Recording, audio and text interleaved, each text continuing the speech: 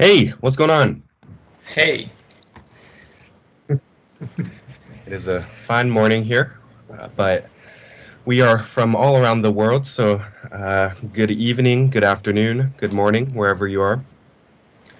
We're really excited to share what we got today. It's a really special day today, right, Sal? Yeah, I'm here joined with, Eric and Cinderella. As Eric mentioned, we're from all around the world. Um, so yeah, I'm really excited. This is going to be such an amazing day because everyone here who's going to be speaking, they're all amazing members of the community, Gold student partners from across the world. As we've said, you know their names, but do you know their stories?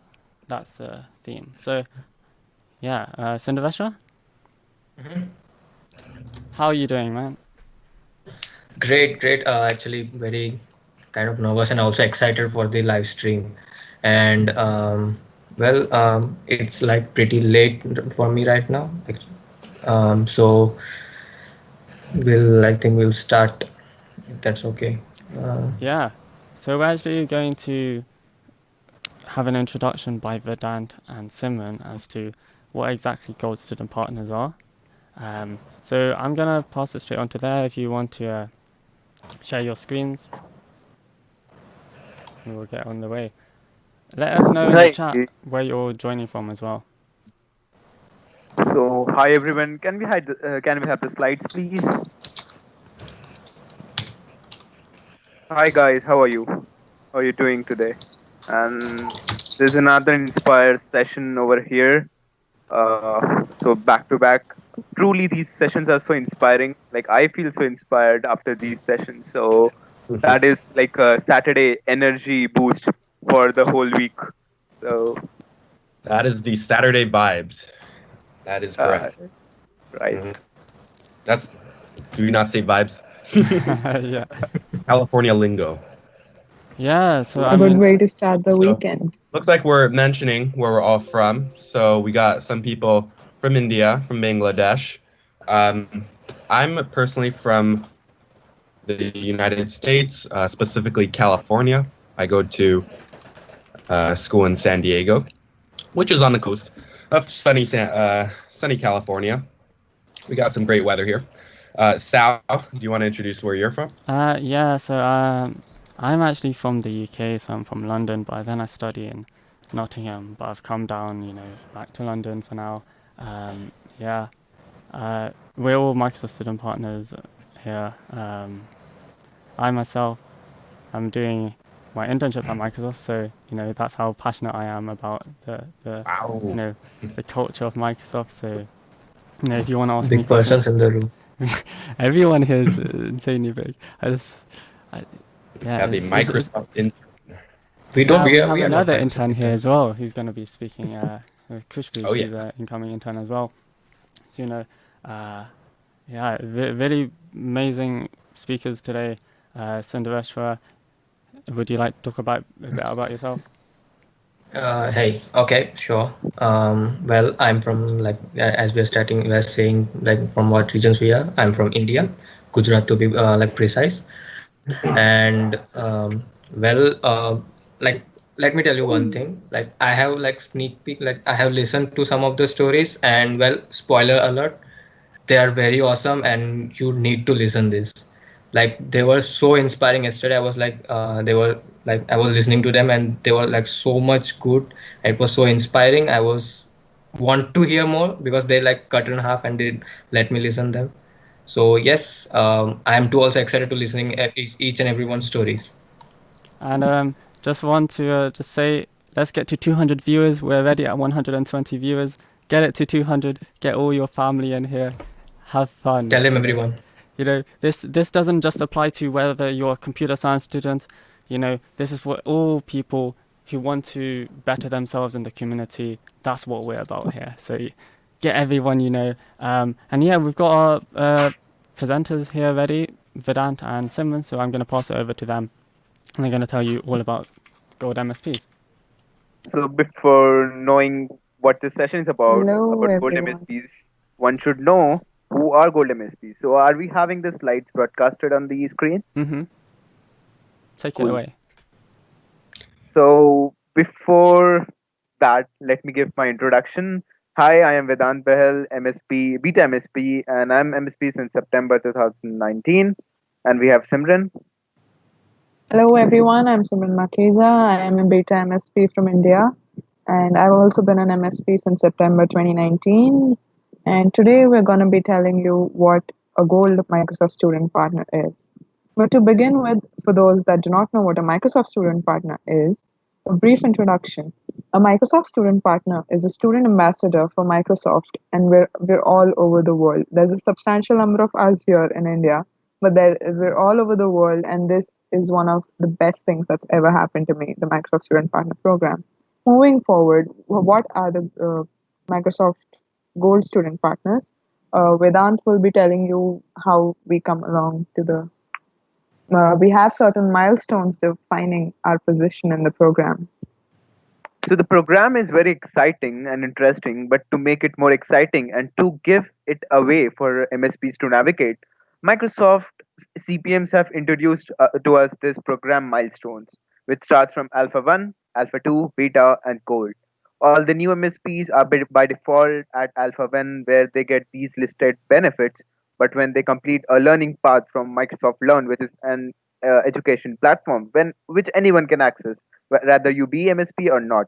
Once you complete the learning path, they are promoted to Alpha 2, where they get some more benefits, and once they complete Alpha or event, they go to Beta. Once you've hosted an event in person or online, you become a beta student partner, which most of us here hosting are. And every beta student partner has a number of benefits provided to them by Microsoft to empower people around them, to inspire people around them, and to spread knowledge about technology, and specifically Microsoft technology. People that emerge as leaders from the group of beta student partners are selected to be gold student partners by the program management team of Microsoft Student Partner Program, and these gold student partners are true leaders and representatives of the entire program in their respective communities and all over the world. The benefits that the gold student partner receive are: well, they get one-on-one mentorship from the CPM and the Microsoft employees at the program, and they act as community leaders. They are those dedicated fellows who have put lots and lots of efforts to make this program what it is now, and they guide the new MSPs and the other MSPs who to get the best out of this program. And hats off to their energy that we have. And so today we have the Gold Student Partners over here in this session. So we've told you what the Microsoft Gold Student Partners are, what benefits they receive, and what they mean to us. But how one becomes a Microsoft student partner? These are the stars of the day for you, the 10 Gold MSPs that our hosts will be interviewing in a short while. These people will tell you about about their journey, their entire journey from starting as a Microsoft Student Partner or even before, and becoming the community leaders that they are today. Trust me, as Sundaresh just mentioned, they have amazing, amazing stories. So inspiring. I'm very eager to listen to them. So stay tuned, stay tight, listen to every single story because these are truly inspiring. Handing it back to your host. Thank you very much. Thank you. Wow, that was so amazing. It's so great to hear from every member from the community. Thank you so much for telling us about the Gold Student Partners. Loads of people want to be a Gold Student Partner, and not everyone outside the community knows. So that was really helpful and insightful. So thank you. Great. Yeah, thank you so much. That was very informative. Yeah, great description. One thing I wanted to add on that is that Microsoft Student Partners, it has Microsoft in it, but one thing I like to clarify is that it's not all Microsoft, right? In the end, what I think we stand for is technology as a whole. So our main goal isn't just to spread the love and passion for technologies from Microsoft, but rather technology as a field to everyone that we are essentially close to. And since we have such a global outreach, that's what makes the MSP program so powerful, is we're able to reach so many people from so many different backgrounds. Absolutely agree. Absolutely. You know, Eric coming from America, me being in the UK, Cinderella being in India, same with Vedant and Simran. It's like, would you ever have expected to do that? You know, being an 18-year-old, 19-year-old, however old you are, going to university, the power that, you know, that brings is just incredible and it's unforeseeable. Right. It's incredible. And and the Gold MSPs are the stars, the highlights of our MSP program, because actually they've gotten this status because of their contributions to the MSP program and to their communities. They've gone up and above what they're required to do and really just took their passions to the next level. So we're really excited to hear from them today. Cool. So up first. Yeah, so I can introduce him. So up first we have Sambav. So Sambav is a Gold Microsoft student partner from Nepal. He is currently in his final year studying computer science at Tribhuvan University. He's the president at ASCO IT Club and founder at the Nepal Learns Code, which is a platform for Nepali students to learn technology with the help of video tutorials. So Sambav. Just before he comes on, we're going to play his video. Some of you might know him from the Insider community. So here you go. Let's get this up.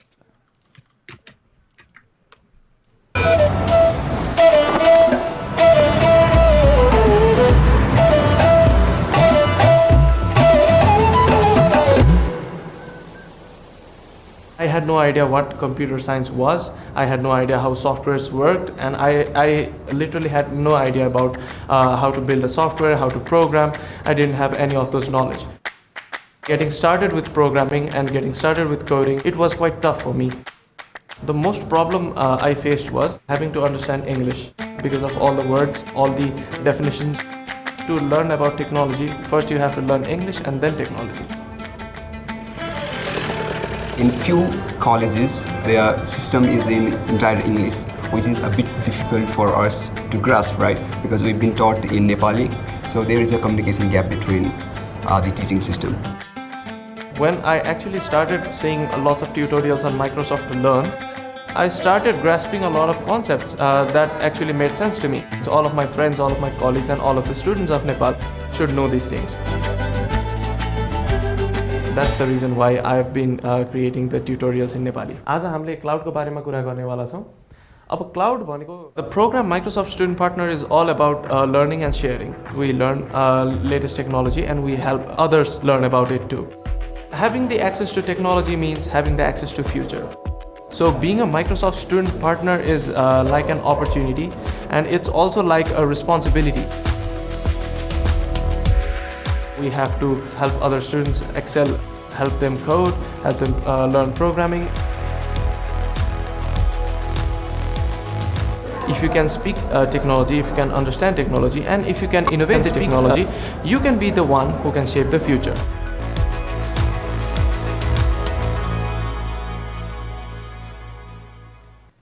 Awesome. So let's not autoplay that video. And let's go back here. So, Sambav, are you there? Yeah, absolutely. Am I audible? Yes. Loud and clear. Okay, amazing. So, as you all might have seen the video Windows Insider team created for me, you must think I have had all the goods in life. However, like everyone else's journey, mine is also a mix of success and failure, struggle and accomplishments. Hello, everyone. I'm Sambav, a final year computer science student and a Gold student partner from Nepal. So before talking about who I am, I want to take this moment to revisit who I was. The year was 2016. My high school was over and I moved to the country's capital from my hometown in the dream of joining a college and building a career. I was fond of computers and how it has shaped the world we now know of, so I decided to build a career in it.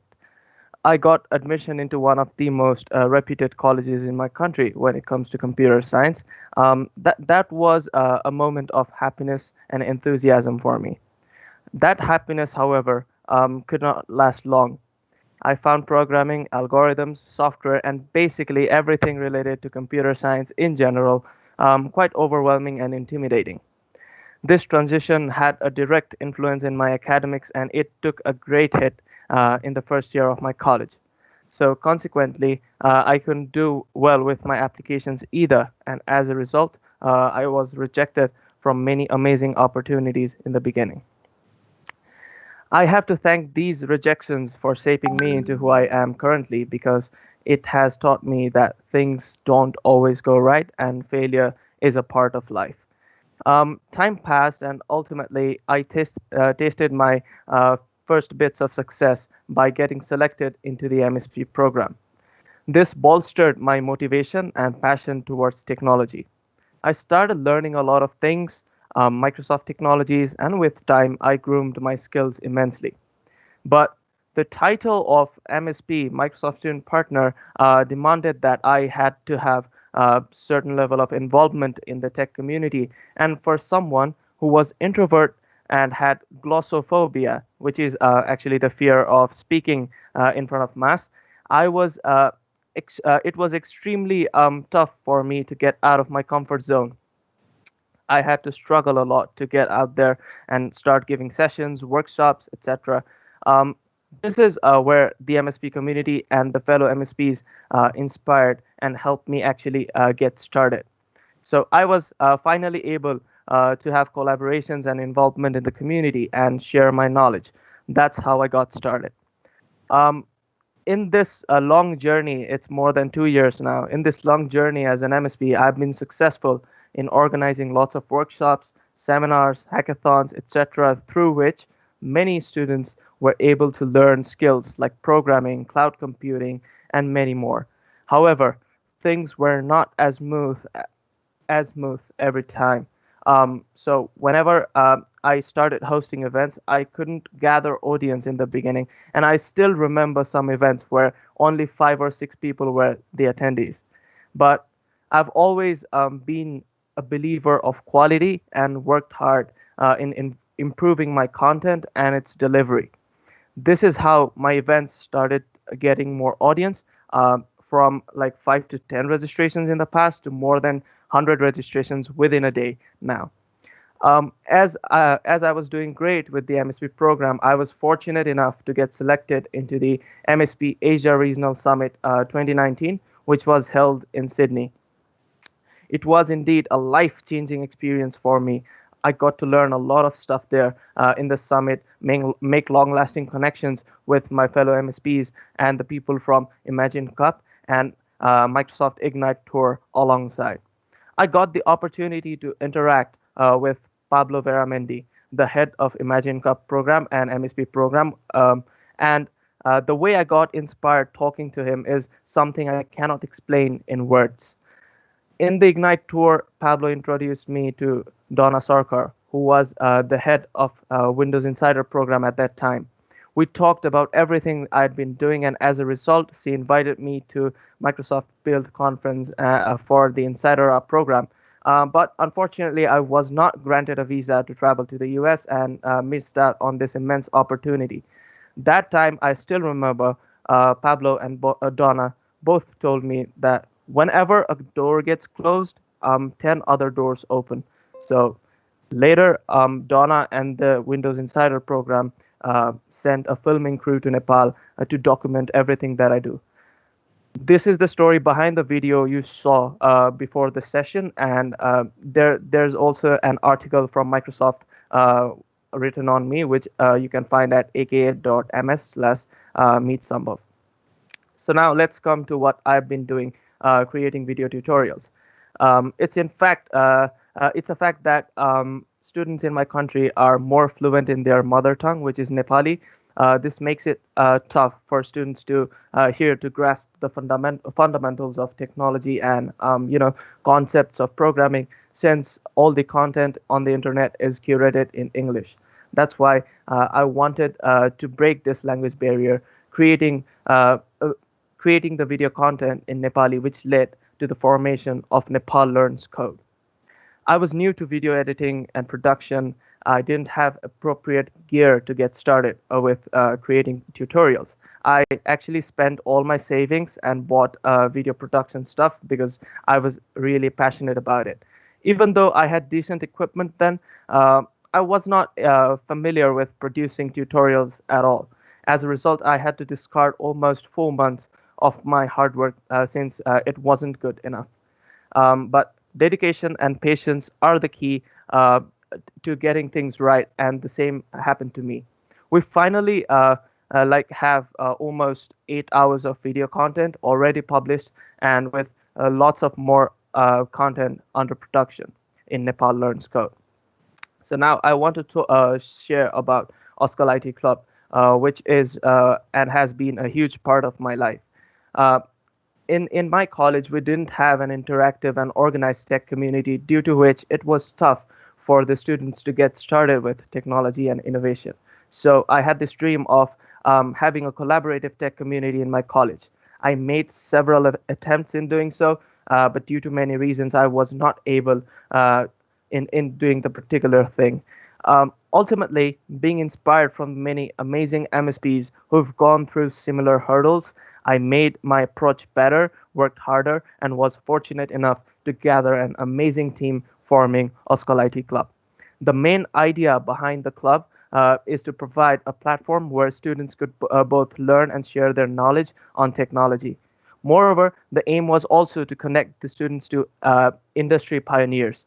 We've proudly been successful in achieving our goals till now, having invited lots of professionals from other companies to our campus to share their knowledge and much more. The club has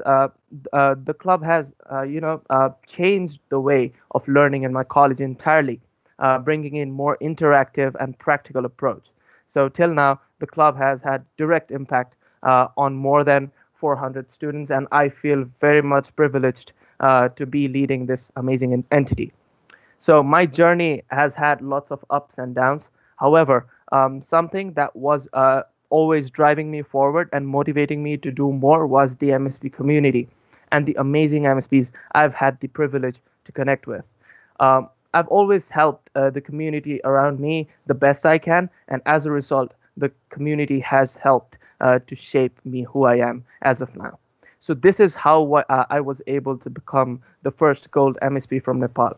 So before this podcast, I was told to talk something about what I will be doing after I graduate, since I'm very close to it, and after the MSP program. So the first thing I am planning to do is taking Nepal Learns Code to greater heights and creating lots of amazing content for Nepali students out there. Secondly, I'm looking to become a Microsoft certified Azure solutions architect. So I'm studying it from Microsoft Learn, and I'm polishing my skills every day and moving towards that path.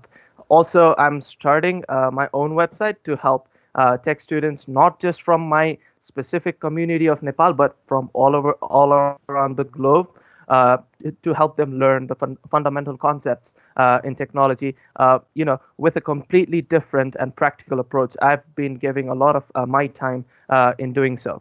And lastly, I want to become a Microsoft MVP, of course, if things go right, and I become able to pass the hurdles. Apart from that, I was also told to give a certain message to the community, to everyone listening to this. So I've bundled some messages to you. So first is, do not be afraid to take the first step. No matter how slippery the road is, you will eventually be able to run, and with time and practice, better than everyone else. Secondly, I'd like to advise all of you to actually seek advice from people whom you look up to. Use social media like Twitter, LinkedIn to find relevant people or connections, and ultimately your doors will open and opportunities will start rolling in. The first thing you can do is simply join the MSPInspire Discord server as well. They have an amazing connection out there, and you can connect with them and learn about stuff. So lastly, knowledge is the most powerful thing in the world. keep learning and share your learnings to others. This is the best way to increase your knowledge level. This is what I did. This is what all of the MSPs around the globe have been doing and have been uplifting themselves. So with this, I'd actually like to thank all of you for listening. And if you have any questions, please use the chat box. I'd like to thank the entire team of MSPInspire for making this happen and inviting me here to share my journey as a Gold MSP. So if there are any questions, Salman. Hey, yeah, I'm speechless. Yo, that was so good, dude.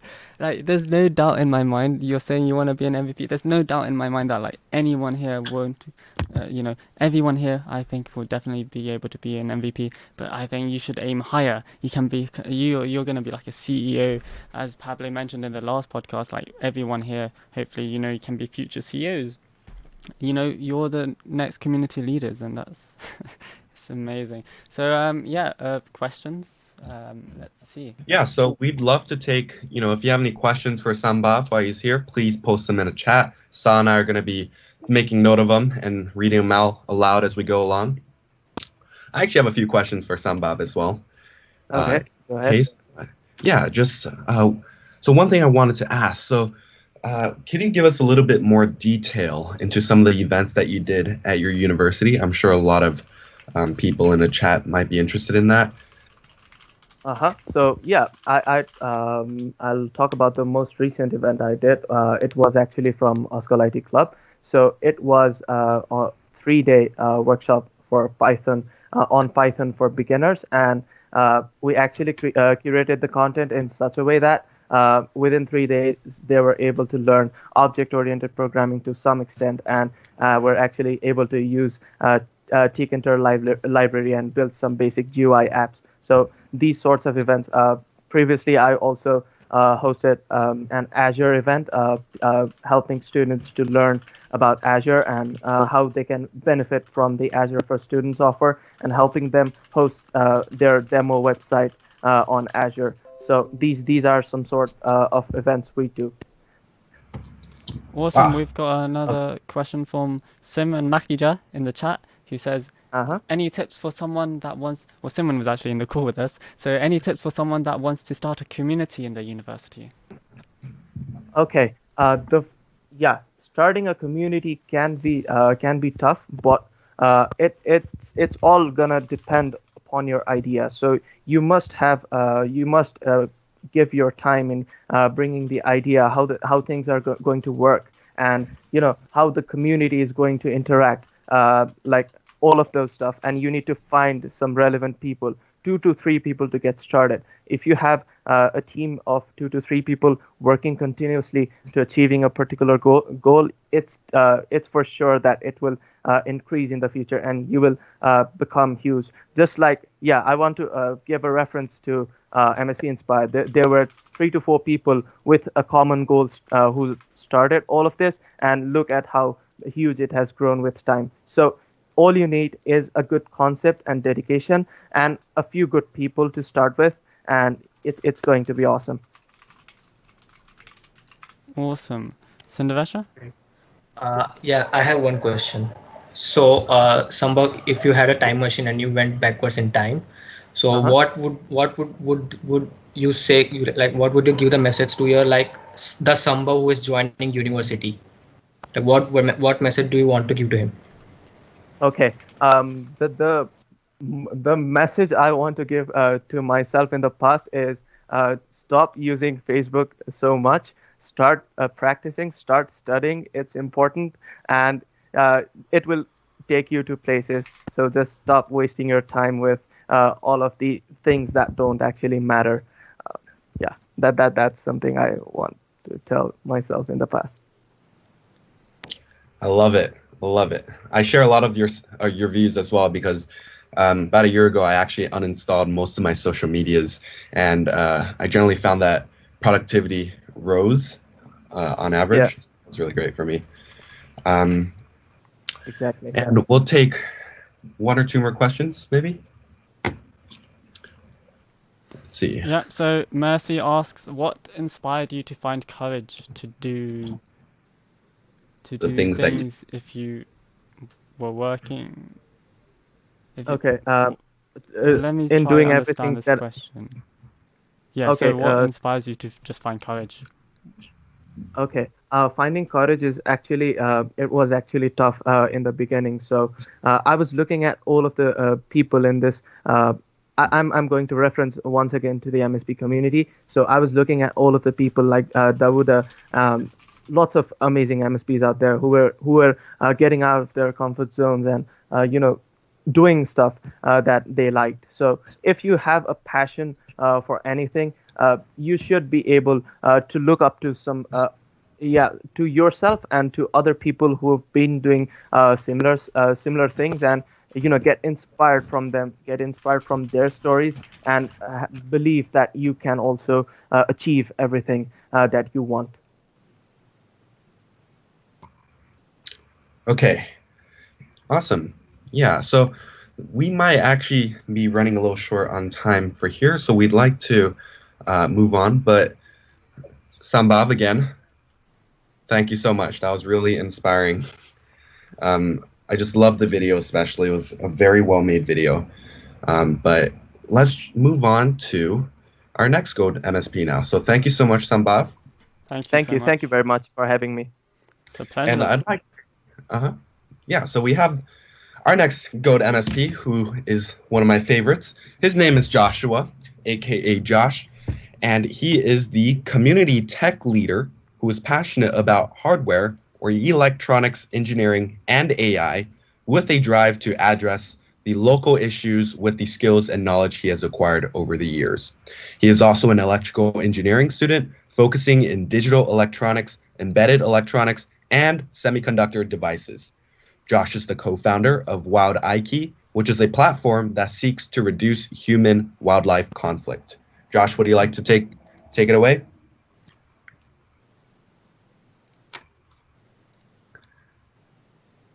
Or not? Just whilst we wait, does anyone have anything they feel like the MSP program has brought them specifically, in terms of that you wouldn't find anywhere else? Oh, we have Joshua. Yeah, so let us know in the chat, and we'll be passing on to Joshua now. All right. Hi, Joshua. Hi, Simon.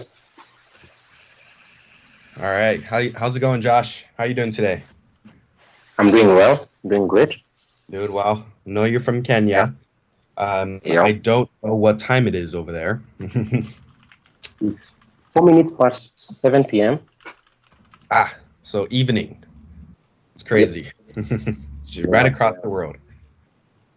But yeah, I'm sure you have a really great presentation prepared. So Sal, if you would like to bring up these slides. Yeah, so I think, Joshua, do you have the slides on you? All right. Okay. Let me just then share them with you. Yeah, so while we're waiting, there are actually a few questions in the chat. So let's just get to one of them, I guess. So the most recent one is, how do you break your fear or introvert personality? Do you guys have any pressing answers to that one? Is this for everyone? Yeah, just anyone. How do you break your fear or introvert personality?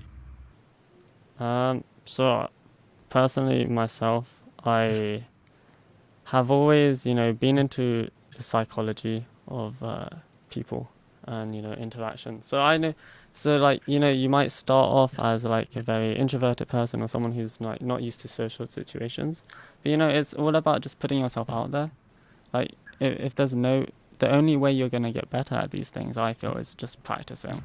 Okay, and you don't want to have fear of going out to meet people. So you just throw yourself into the situations. It's like learning a new language. You go and dive in deep end, and you eventually, you get the hang of it. Yeah, that's what I would say. What about you, Sindheshwar? Agreed. Like just as you said, like just do it. Don't fear it. Like, because if you have succeeded in one thing, I know like you would never look back if you succeed in that. So like just one principle.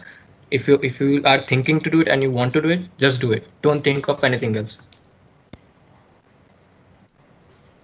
All right, so Josh, please take it away.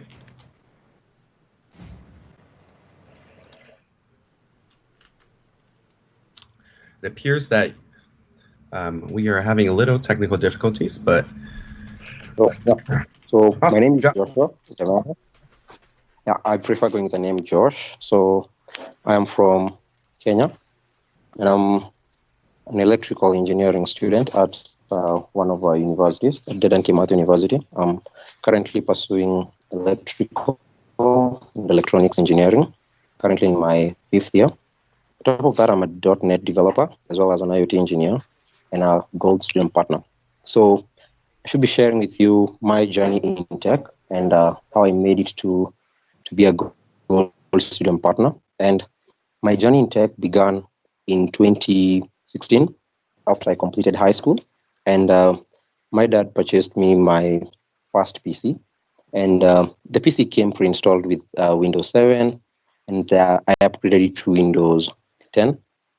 And that was the beginning of my journey in tech. I loved Windows, the way it was easy to use. And I joined campus, my university, in 2016 in August. And at that point, that's when I found a guy who told me he codes in C# and builds Windows applications. And I loved Windows, and I found a guy who built Windows apps. I was like, wow, I need to get started on doing this. And so in 2016, I started learning C#, and learning C# led to starting knowing other Microsoft technologies such as Azure. And in 2017, I began now, learning programming seriously, and began taking some Xamarin courses back then on Xamarin University. So during the day, I was an electrical engineering student, and during the night, I was an MVA and Xamarin University student. So MVA and Xamarin University have been retired. Back then, MVA was the Microsoft Virtual Academy, and the Xamarin University was a platform where you could learn Xamarin for building mobile apps. And in this time, I started attending hackathons, which were organized by clubs in my university. So one of the tech clubs in my university was organizing these hackathons. And on top of attending and participating hackathons, I also did attend tech events, which were organized by student ambassadors from Google. So I did attend the GDG events and also the AI events organized by Intel student ambassadors. And all this time, participating in these different activities and these different hackathons and events, I was a guy who really loved Microsoft Tech, because for more than half a year, I had been learning C# and Azure, and also some IoT and AI on Azure. And I was like, I also need to start sharing some of this information to my fellow students. And at that point, I and a friend, we began a small community within my school, which we call the C# developers community. And so what we did with this small community, we used to bring students together and train them how to program in C#. But I really still felt if I had, a company or an institution backing me up, I would have had a larger influence. And so I started looking into, are there any Microsoft student ambassadors, like the way I've seen ambassadors, from other companies such as Google and Intel? And so that's where my quest to become a student partner began. And so in 2018, I started looking for ways in which I could apply to the Microsoft Student Partner Program. And early 2018, I found this website and I applied to the Microsoft Student Partner Program. So I applied in March 2018. And 2 months later, I still did not receive any response from my application. And so in May, I sent another application, and also in August, I sent 2 more applications. So in total, I applied 4 times, and it's around somewhere in August, but I guess it was the last week of August, I received an email from one of the team MSP operations team, and they told me they received 4 different applications and they're looking into it. And so I was okay, fine. So at least someone has seen my application.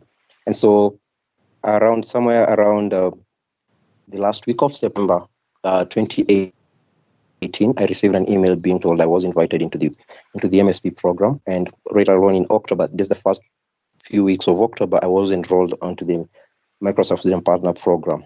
And so 2 weeks later, after joining the MSP program, I organized my first event, which was an Azure IoT workshop. And after organizing the workshop, which was a 2-day workshop, I was invited by another student from Multimedia University, which is a different university in my country. And they told me, like, Josh, we saw you organized a Microsoft students event in your university. Will you be kind enough to do the same in our university? And so I traveled to Multimedia University in December 2018. And we had an Azure IoT workshop also at Multimedia University. And after Multimedia University, a student from a separate university called Jomo Kenyatta University reached out and told me they would like me to do a similar event in their institution. And so I did the same now in February 2019. I organized a similar event. And so this now became the trend. Like, students were reaching out and telling me, hey, Josh, will you like do this for us? Will you like organize a Microsoft students event in our university? And so most of these universities, I couldn't travel to where they were. And so for universities that were way far from where I was, I used to organize online events on Microsoft Teams. And so like I will have a virtual event and I will explain to them, just, talk about technology, and mainly revolved around Azure, IoT, AI, and .NET. And if at the end of every session, I used to encourage students, hey, you can do what I'm doing now. You can be a student partner, a Microsoft student partner, just like I am at the moment. And so I kept doing that. And also the small community we had begun at my university had begun growing, and we had more and more members registering. And at that time, we said, now it's not just going to be a C#, a C#, small C# developers community, but we transformed it to be the MSP community. And so having the MSP community in my university, I also reached out to other MSPs, because when I was joining the MSP program in 2018, we were only 4 of us. So I reached out to other MSPs and told them, hey, we can like build an MSP Kenya community. And so we did that, and we created the meetup page, and we started now reaching out to other students, telling them, okay, we have our meetup page and you can now join us there, and we'll be doing more events around there. And so I continued organizing events, and by March 2018, I had reached out to more than 8 different institutions, both in person and virtually. And it was at this time not March 2019. And it was at this time in March 2019 that I was selected to attend the MSP summit that was held in Amsterdam. And I attended the summit in Amsterdam, and I met other Microsoft student partners, of course, who have been really helpful in my journey as an MSP. We've collaborated with some on online events. And during this summit, I also had an opportunity to meet Pablo Veramendi, who is the global program manager for the MSP program. And during the summit, I reached out to Pablo and told him, I would like to organize a hackathon in my university. I had seen other students, other student ambassadors organize events, and I really wanted to have an impact, students using some of these technologies to solve local challenges, because that has been my slogan for a very long time. Whatever I learn, I have to use it, to solve challenges in my community. And so Pablo accepted to support me, and I organized my first hackathon after the summit. So after coming from the EMEA summit, I had a phase of 2 months where I planned for the hackathon. That was done in collaboration with the local MSP, with the local Microsoft head office in Kenya. And so I organized my first hackathon. This was a 48 hours hackathon, 48 hours straight, and it brought over 72 participants from 8 different institutions in my university for the 48 hours. And students built solutions, that really impacted our communities. And some of these solutions are already in production. I know 2 teams that participated in that hackathon that already have their products or their solutions from that hackathon already in production.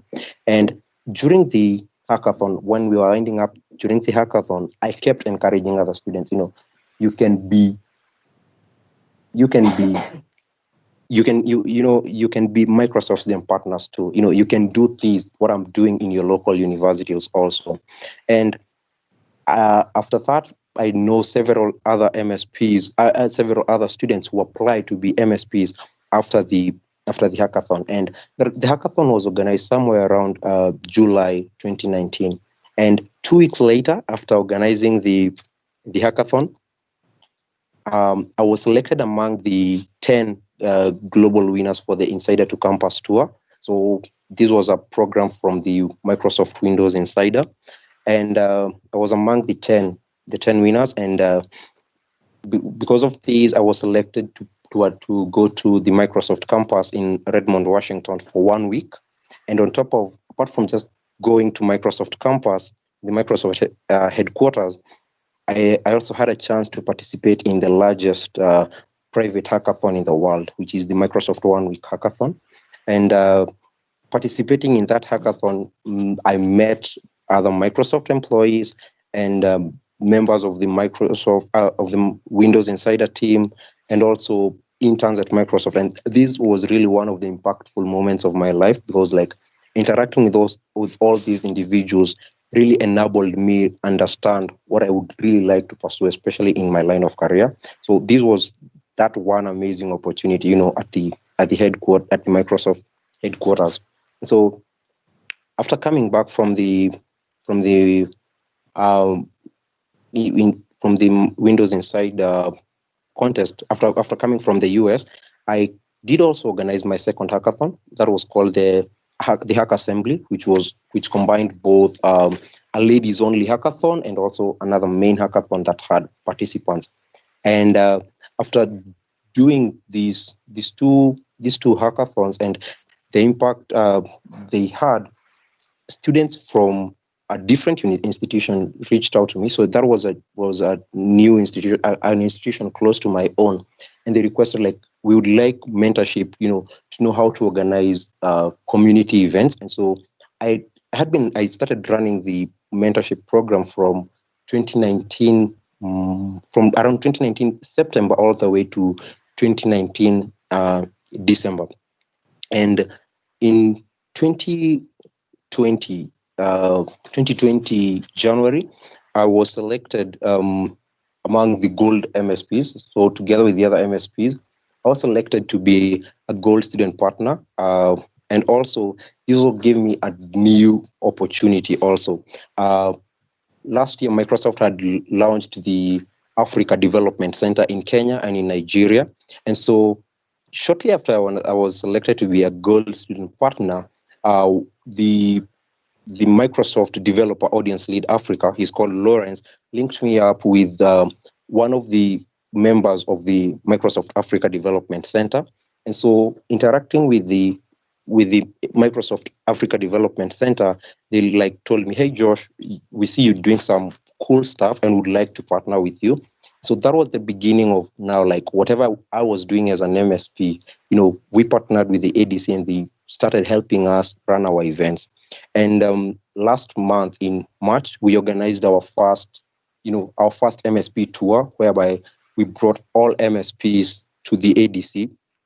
So the ADC, the Africa Development Center, we brought all the MSPs and they had one full day, not like a full day because they were traveling for the morning part, but they spent some time with the Microsoft engineers and Microsoft employees. And after that day, the next day, I had an opportunity to interact with the managing director for the Microsoft Africa Development Center, that is Jack Ngare.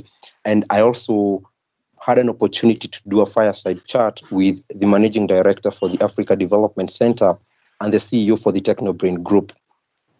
And, interacting with these individuals and, having a talk with them for those 2 days, the previous day when we were all MSPs and the day where we were doing the fireside chat, gave me an opportunity, to really understand how the industry itself operates. So whatever I had invested into the MSP program, I finally started seeing it pay off.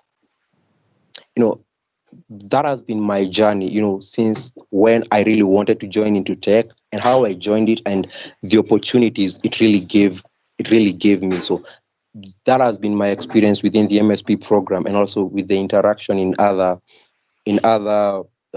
Microsoft activities. And to wind up my talk, there's this question, whether was it very easy for you to get there? Definitely it wasn't as easy as that, because there were challenges along the way. Like, for example, in my university, we couldn't get catering for the events. Like, all the activities I organized in my university for the whole of 2018 and half of 2019, there was no catering, because the catering company could not deliver the meals to my university because it's way far. And so I had to figure out how will I sustain community? Some people are coming to your events, and they might spend close to half a day, and then they'll still live there, maybe even without lunch. And you really have to give them reason to participate in your activities. On top of that, at the moment, I can organize an event. Like the previous in-person event I organized in my university, I had a turnout of 102 students. But when I was starting off, I remember there was a time we organized an event at University of Nairobi, and we expected 200 participants, and only 4 turned up. But you're expecting 200 participants. I had already invited speakers from Microsoft, and only 8 people turned up for that. It was quite discouraging, but that really didn't kill my motivation to be a community leader. So it wasn't always easy, balancing schoolwork and balancing my personal life and the MSP activities. It wasn't always easy, but with that little bit of commitment, putting commitment ahead, and you really want to do this, it's possible to do it. And I would like to wind up with a quote from the Develop Audience Lead Africa, Lawrence. He says, it's easy to hold back, to make yourself average to fit in. So I say, don't go all out, own your weirdness. The world is too full of the average. So if you really feel you'd like to be a community tech lead, if you really feel you'd like to have that impact in your community, just don't sit back, go out and do it. Everyone, people like staying at their comfort zones, but until you get out of your comfort zone and believe you can do it, that's the only way you can. I mentioned we had a meetup. We started the meetup community back then in 2018, and with the help of all the other MSPs who have joined, we were able to cross. We have now over 1,000 members on Meetup, and currently we are more than 42 MSPs in the country. And at least I know more than 20 MSPs. If I'm not wrong, it's either between 18 to 20 MSPs out of the 42 plus MSPs in Kenya are MSPs that I mentored once I went to the universities. So if you want to have that impact in your local community, trust me, you can, if you just get out of your comfort zone. So reach out to people and just go out and do it. No one else will do it if you don't. So thank you for having me. Thank you all. Thank you so much, Josh. Wow. That was, man, I love the whole thing. My favorite part was the hackathon part, showing all those pictures of you guys creating innovation. I don't know, it's just really inspiring for me personally. Dude, whenever I speak to Josh, I'm always inspired. It's like, I remember when I first spoke to him, it was back at the beginning of the program, last year, and I remember I saw his Insider application or Insider to Campus video, and I was like, wait, I remember you from somewhere, and this was just some person I was on a phone call with, and I was like, what in the world? I've seen you before. I was like, do you remember this, Josh? This is months back. You there, Josh? Man. I just got left hanging. Joshua. Josh? Yeah. Uh-huh. I'm here. Yeah. That's awkward. I know. Are there any questions from the audience? Thank you, man. Anyway. Well, So if you don't yeah, we mind, have a I bunch of have a questions. question. So Is there a question in the chat? If not, I have a question for Josh. yeah, so we can start off for our first question, which was how do the accomplishments of your fellow MSPs impact or inspire you? Pardon? How do the accomplishments of your fellow MSPs impact or inspire you? Okay, so like after the summit and seeing at the summit, I was able to hear what other MSPs were able to do, and for me when I was starting out, it was really heavy. It was really a lot, like balancing schoolwork, balancing my personal life, and then the MSP load. But every time I saw what other MSPs were able to achieve, despite the fact they were also students, that also gave me the motivation to do it. I felt I wasn't alone. So another MSP achieving or rather having that impact in their communities, that was a motivation for me also to have the impact in my community. I felt I wasn't alone doing this. Awesome. We have Eric, do you want to ask your question? Well, I just want to follow up on that previous question. I think this is something that not only Gold MSPs, work with, but also just MSPs in general, and even just people who want to become leaders in their community, right? You see other people doing some amazing stuff. Are you supposed to be jealous about it? Are you, what's your reaction? And for me personally, even just Sal, I see Sal posting all the time on Teams, and Sal's one of the most amazing MSPs that I know of. And he's just this really active guy. He's really passionate about his community. And sometimes it makes me think, hey, you know what? I probably am not as active as Sal, but what are some ways I can, contribute to my community? Because Sal, you're honestly an inspiration for a lot of people. Dude, no. The thing is, I find inspiration in every single person, right? There's this quote I read when I was like 11 years old, and I always mention this. This is something like I will always reference when I go back and looking at things, Even when I was posted about the internship thing, I was like, there's this quote, right? And it's like one of them is to always grow, be like a tree. So trees will die, when they die, that's the end of their growth. But whilst they're alive, they will continue to grow forever. Okay. Another quote is these aren't quotes, but they're like paraphrases. One of them is, every person you meet, you can learn something from them. Doesn't matter who they are, doesn't matter what level you're at, doesn't matter what status, if you're a CEO, if you're a student, if you're just a baby, you can learn from anyone. I can learn from a baby. The way they see the world is completely different to how I see the world. So, there's no way, that you should ever think, that you know it all and stuff like that. And that's the way I like to see everyone. There's everyone here, everyone I've met is truly inspirational. You just have to talk to them, see what the story is about. And Eric himself, I'm so glad we're now working together along with different MSPs here in Sundareshwar and Vedant. Many MSPs, we're working together on this mentorship program thing, and it's truly amazing to just work with such amazing people. Eric, I've always wanted to do stuff with you and run these amazing events. So, to me, you're an inspiration, and so is everyone else to me. Aww. Sorry, I just turned that into my own speech. Yeah, before we get all teary-eyed. Yeah, I just went all emotional. So, right, I've seen questions on the chat. I've seen 2 questions on the chat, and I'll just like to answer them very quickly.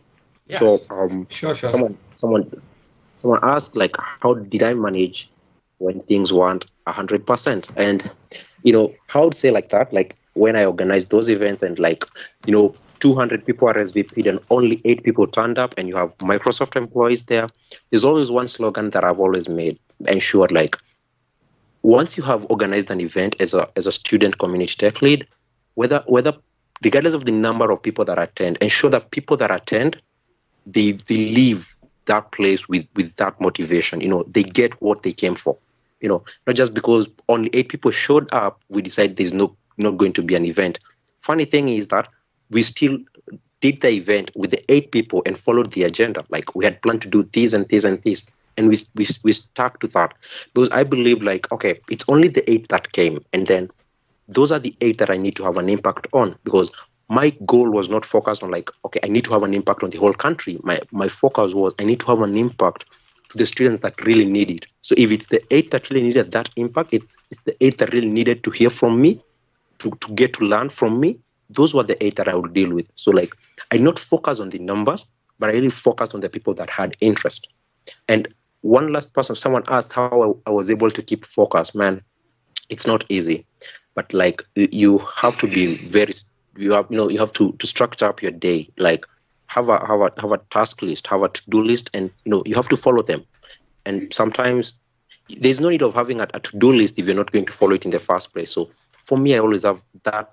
My calendar is always well arranged, and my to-do list is always in place. So like I always know I have to achieve A, B, C, D by the end of the day, by the end of the week, by the end of the month. So it's just having that small plan, having an orderly plan and focusing on what you really want. Thank you. Awesome. So our next speaker will be Sawrav. So Sawrav is a Gold Microsoft student partner from Bangladesh, and he's very passionate about artificial intelligence and human-computer interaction technology. He is also a final year student studying computer science and engineering, an undergrad student, member of the .NET Foundation, and is also working as a front-end developer with more than 10 years plus experience. And if that isn't a mouthful, I don't know what is. So yeah, we actually I'm gonna see if Sawrav is here. Hey Salman, how are you? Hey, I'm doing great, thanks. How are you? I'm also fine.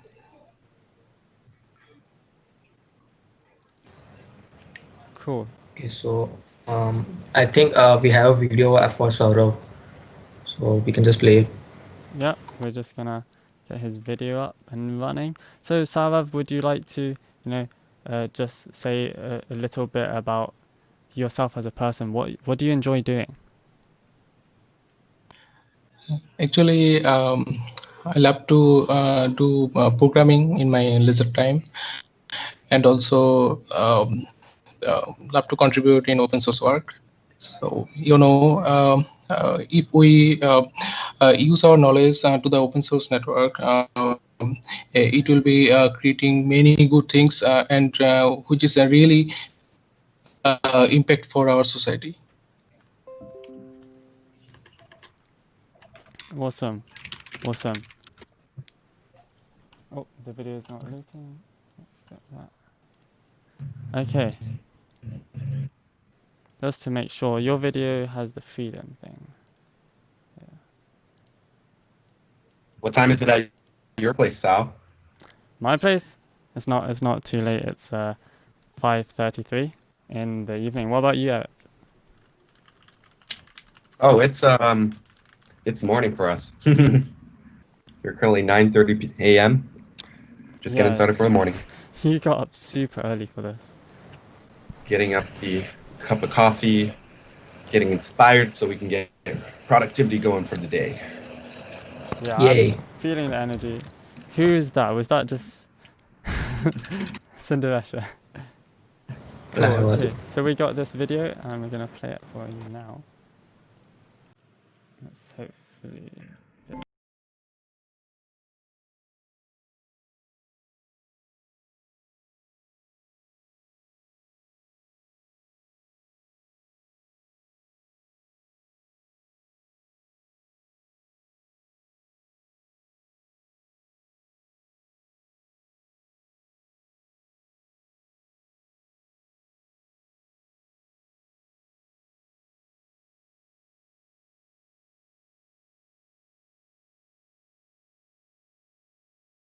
Territory. For dangerously sweet reward, learn how to collect honey.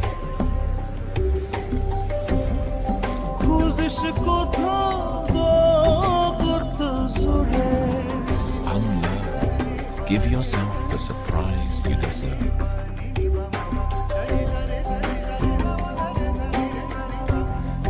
Yes, you always loved racing. Learn to race without wheels.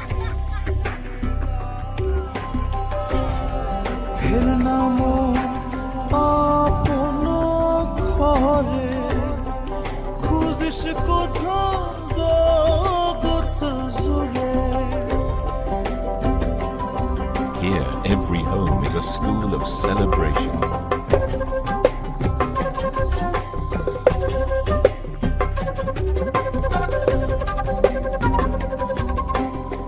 When the heart opens, you suddenly learn to accept the invitation of happiness in its fullest version.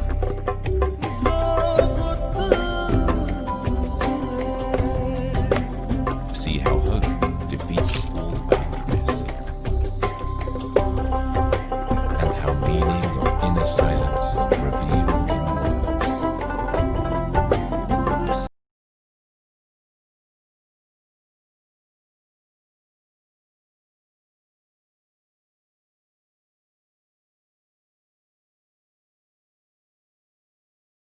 Freedom in the air.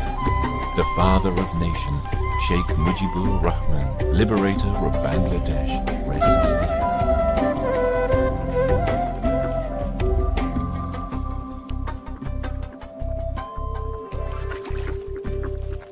Shh, silence. You will learn the true meaning of home here. Every alley has a story that embraces.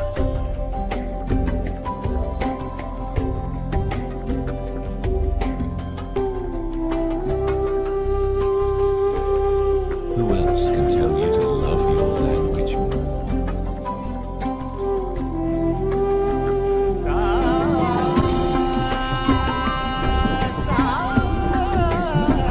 Feel the monsoon magic. Here, life happens. Welcome to the school of life. Admission going on.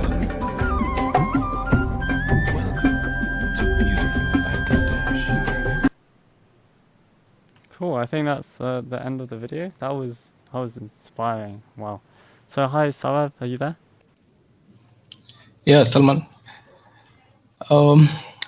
This video represents our country and our culture and our history.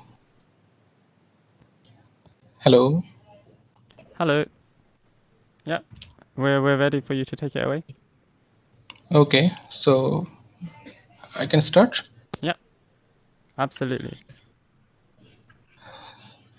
So hi everybody. This is Saurav Chowdhury from Bangladesh. I am a Microsoft Gold student partner. I am a final year undergraduate student at East Delta University. First of all, I would love to thank all of you for joining our today's MSPInspire session. More than 2.5 years ago, I had joined as a Microsoft student partner. From starting my joining period, I have learned a lot of things from here, which is really amazing. Now let me share with you some of my career details. I was starting my career as a front-end web developer in 2010 when I was in a high school student. You know, before 10 years ago, it was not so easy as right now because at the time there are not so many available resources out there. But I always believe that nothing is impossible if you have a proper dedication to your work and you have good community support. I'm also working as a brand ambassador of IEEE and a GitHub Campus expert. Besides all of this, I'm working as a volunteer mentor at code.org, and a few months ago, I was selected as a member of .NET Foundation for my open source contribution. From all of my experience, I see that most of the time, community plays a big role behind a person's success. And I think Microsoft Student Partner is a great example of it. Here we see that students from different nations learn together by sharing their knowledge with each other. They are also upgrading their leadership skills by taking workshops, seminars, and creating opportunities for other students on their campus by organizing hackathon and other tech events. Besides this, they have also got mentorship from the tech industry professionals, which is really helps them to upgrade their knowledge levels.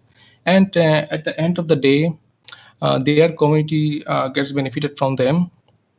So I can say that Microsoft Student Partner is a program that is creating community leaders who are actually empowering their community members. And one another thing I want to share with you, all of you guys right now, we are we all know that we are facing very crucial situation for COVID-19, and we know that there are lots of ventilator shortage right now. So me and with some of my team members from different nations are working on a low-cost ventilator, open source ventilator projects. Hope that we will be able to release our product very soon after getting proper approval from the authority. So that's my short story, Salman.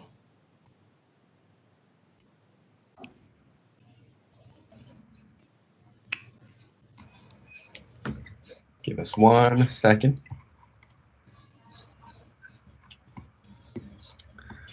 So I think you got some really cool stuff in. While we're kind of waiting for a second, doesn't look like there's any questions in the chat at the moment. Do you guys have anything to ask Sawrav while we give it a second?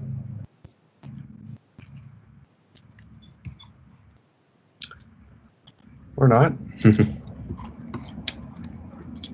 So Sal, are you Sal? Or I guess there's two Sals now. We have Salman and Sawrav. We've officially nicknamed the MSPInspire by Sambhav, who was our very first Gold MSP. But Sawrav, I guess while we're waiting, I have a question for you. Yes, sure. So, in your eyes, in a very brief sentence, what do you say the MSP program is really about? In my sense, I see that here actually we see that there are many students coming from different nations, but I see that they learn together and they upgrade their knowledge and share their knowledge to their community. So I think MSP program created a bridge between student and professional industry professionals. So by this program, they can upgrade their knowledge and help them to their community. I think it's a great opportunity for everyone.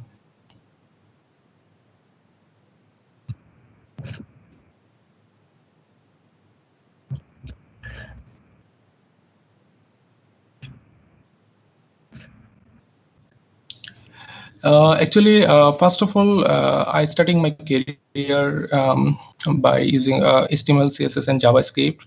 And right now, besides this, in these 10 years, you know, there are lots of stuff coming in our tech industry.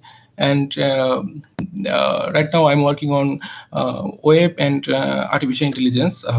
How can we use our web apps more user-friendly, and how can we make web apps which is make our user life more easy. Right now, I'm also working in a human-computer interaction.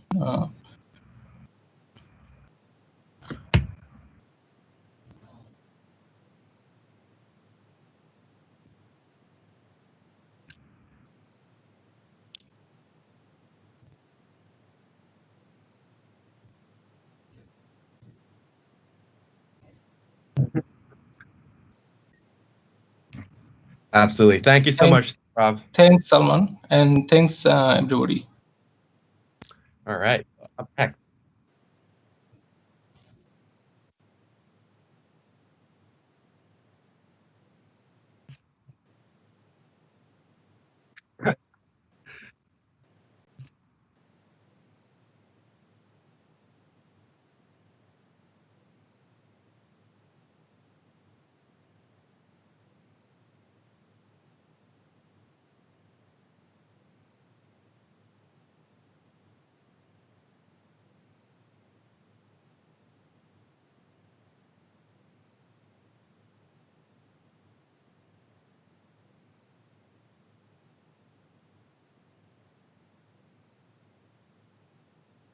Hi, Salman. So much excitement from here. Hi, everyone. Okay, so just as someone said, I'm Olumide Ogundare. I'm a Gold student partner from Nigeria, and yeah, as I said, I'm in my final year studying systems engineering at University of Lagos, actually University of Lagos, Nigeria. So yeah, I'm a JavaScript engineer. I love building user interfaces. So I work with React JS and Angular JS to build user interfaces.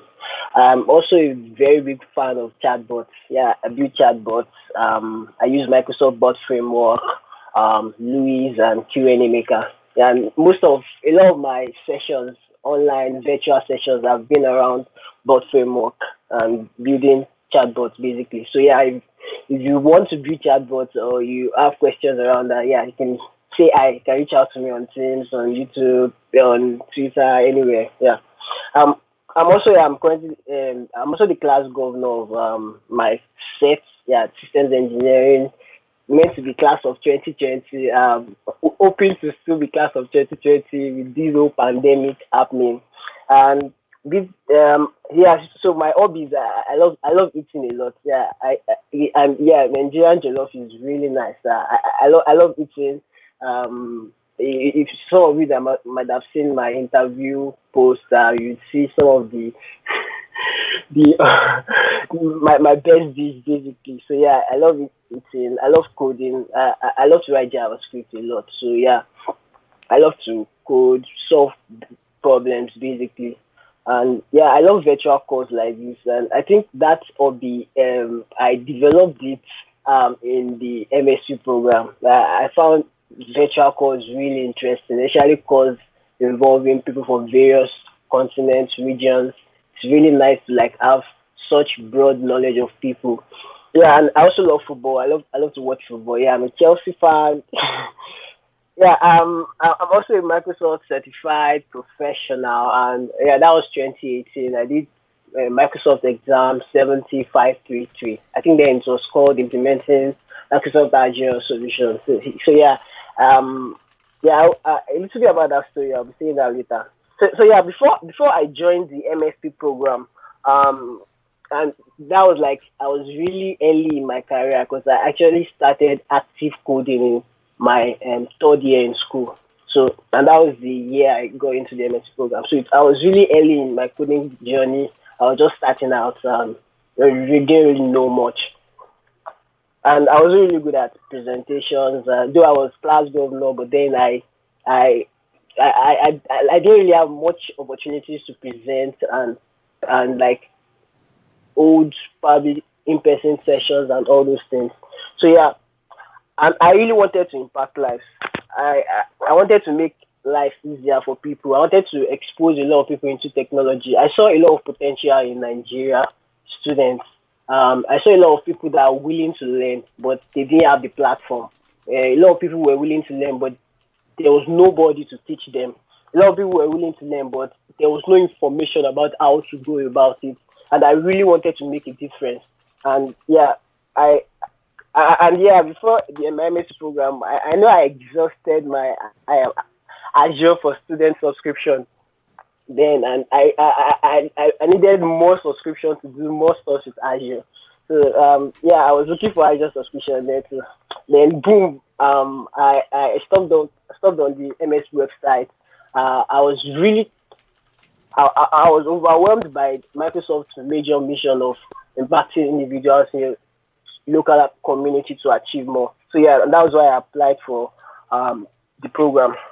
And sometime in September 2018, I got accepted. I think yeah, October. Sorry, I got accepted into the program. And yeah, just after joining, it was like period of good news because that was when I also start for an interview for my software engineering intern position, and I got accepted also.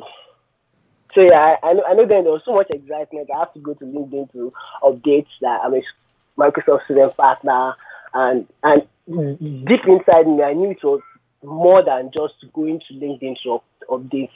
I knew my journey to impact people just started, and I was really passionate about how to start the journey.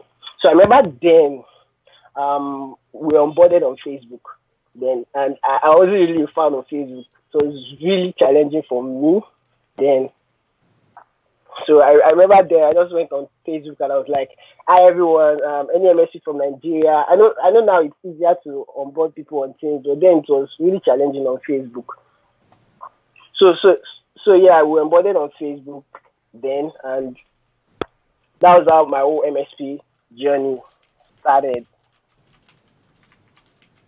And then we had like Susan Ibach as the program lead, and our last call was on Skype then.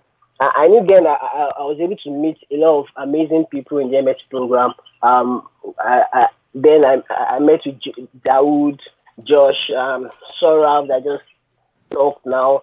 I know I also met with Rao Nisa and my fellow countryman Korede Bashir.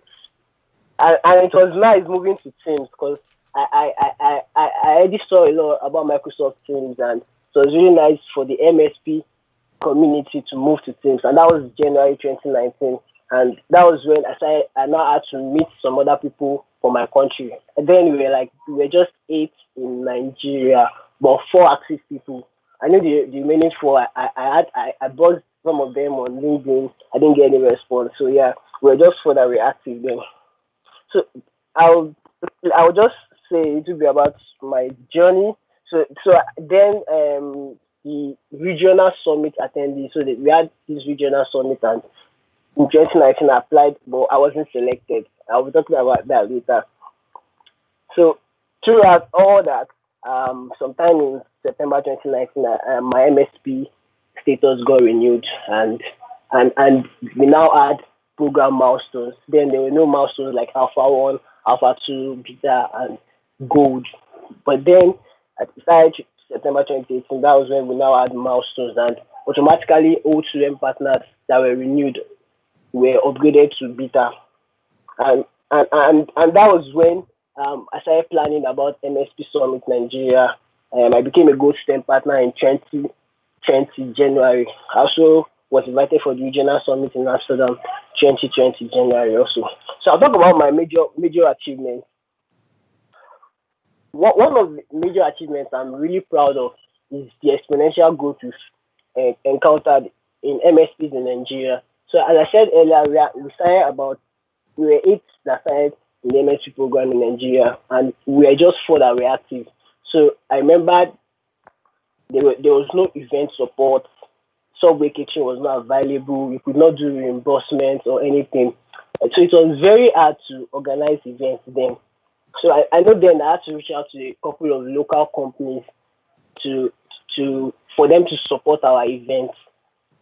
And I had to write a letter template to write to them so that any other person that needs to do it, they will just make use of my template. So then I wasn't just thinking about how I could overcome this ordeal.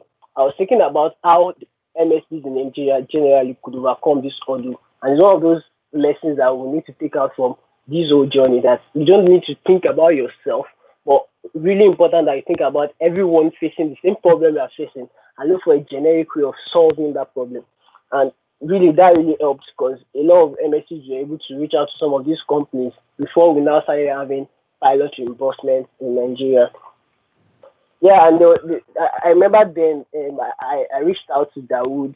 I noticed there were lots of questions people were asking on Teams, and people needed responses to those questions. So I thought probably we could have an MSP FAQ bot that will give automated response to all those questions that they were asking. So yeah, I remember then I collaborated with Dawood to work on the bot itself and the responses that the bot would give.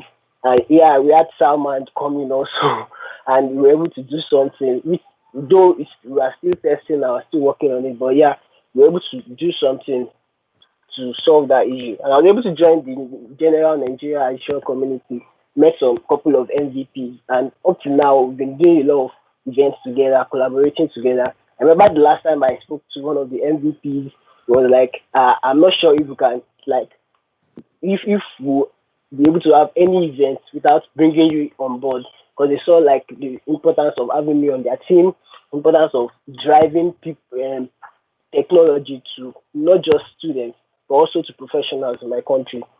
And one major achievement also was the MSP interview I had with the marketing team. And I remember then when I had the interview, like in Nigeria, we have a lot of issues with internet and also, yeah, starting the interview, it was on Teams. And for like 1 minute, we were talking and something happened. They couldn't hear me again.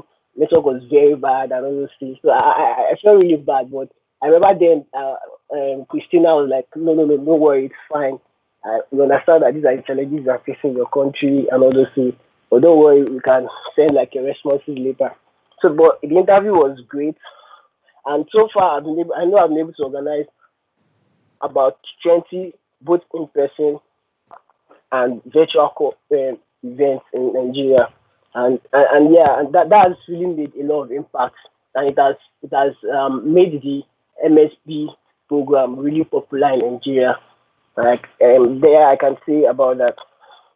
I'll briefly talk about the challenges I faced while in the MSP program, and I think I've talked about event support. So there was no support in Nigeria, and then I was like, I didn't really have money with me because of course I was a student. So organizing an event with no food, no drink, nothing, it was very, very hard. So it took me a while before I could organize my first event. I think my first event was February 2019 or thereabouts. So yeah, I was able to reach out to a couple of people. I know I reached out to Microsoft Nigeria at the first try, and I could not get any support from them. So I was able to still go on with the event. But a couple of other times, I was not able to build a personal relationship with a lot of these companies, and we were able to start. They came around to help us support our events, and MVPs too were really helpful for our journey. So challenges also. I also face challenges with internet issues during calls. I don't know. I know. Then when I brought Dawood to join the MSPInspire team, then I was doing the recordings, and there were sometimes that I was meant to do recordings, but I won't be available for recordings due to probably I was not able. There were sometimes where I was not able to afford internet. Sometimes where I'll be having internet issues and all those things. So those were a couple of the challenges that I faced, and I was the only MSP in my school when I started. So it was like building a whole community, not just in my school, but in the whole of Lagos State. So I was the only MSP. So I had to start working with people that were not MSPs, but were community builders. I know then I had to reach out to Akinjobi Sadiq, that is currently the DSC lead in my school. And he gave me a lot of tips on how to start a community. And one thing I've learned so far is you need a team of like minds where you guys can come together, have the same mission, the same vision, and you guys working together will really help in community building, because it's just like you having a lot of people with the same mindset, and it is very hard to break a formidable team like that. So that's one major thing you need. You need that team. You can't do everything on your own, and that really helped me when I was able to mentor in some other MSPs in my school. I can say right now that it's very easy to organize events in my school now. The likes of Umar, the likes of Akin, Israel, a couple of people, MSPs in my school now. It's really easy. So the lessons I've learned from this experience, one major lesson I've learned is that there is no excuse for failure. So never give up. I could have just given up and said there's no event support in my school or in my country. And even some people in Africa had event support. I know Kenya had event support. But I didn't want to give up because I saw Dawood and some other guys that didn't have event support. They were organizing events and impacting lives. So I never gave up. I went to the first person that I thought could help me. They couldn't help me. I didn't give up from there. I still went on to look for other people to help me to organize those events. So really important, don't give up. There's a quote from Vince Lombardi. It says, "Winners never quit and quitters never win." There's this major famous quote, and I would like to end with it. You just can't beat the person who don't give up. It's very hard for you to beat that person who don't give up, because at every point where you try to beat the person, it comes up and tries to even beat you the more. and he keeps on doing that, and very hard to beat such person. So yeah, I think this is where I will end my TED talk for today. I hope someone is inspired from this session. Thank you, Salman and Eric. Wow, thank you so much, Olumide. That was amazing. I'm sorry, my microphone was muted for the stream when I was introducing you, but yeah, you didn't tell us the story about why you have that certain name in your community, Olumide. But yeah, it's really inspiring, to be able to work on this project with you, the bot project and everything. I feel so honored to be able to talk to all your welcoming community when you always host these events. So it's really amazing, and thank you so much for that. Yeah. It was great working with you. An amazing person. Oh, and concerning why they call me Daddy, I'm okay. Yeah, I think it's just because I try to attend to people's issues and resolve all issues they have. So really to them they feel it's like a daddy figure. So they start calling me that. Mm-hmm. Yeah. More like a fatherly figure. Yeah, exactly. Amazing. That's truly inspirational.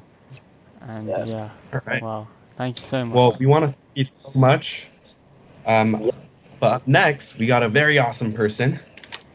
Sunder, would you like to introduce Great. Hey, Mustafa. Yeah, hi, Mustafa here. So hey, we have Mustafa here. Actually, let's start with introduction. Hey, Mustafa, who is a student partner since 2015. He has a diploma degree in mechanical and pursuing bachelor's in information technology. His major field of interest is cloud computing and also Python development. His hobbies including 3D designing and printing, electronics and bike riding. So we're gonna start, but just a moment. Hey Mustafa, I'm a big fan of your 3D work. I have seen your 3D printing and stuff, and I have recently saw your the face mask you have done using 3D printing. Yes, that was so awesome.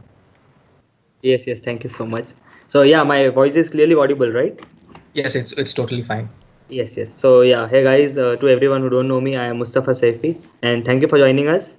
So as he introduced me that I joined in 2015, yeah, right. So yeah, it has been 5 years in the MSP journey, and my hobbies include CAD designing, 3D printing, 3D designing, chess, swimming, etc.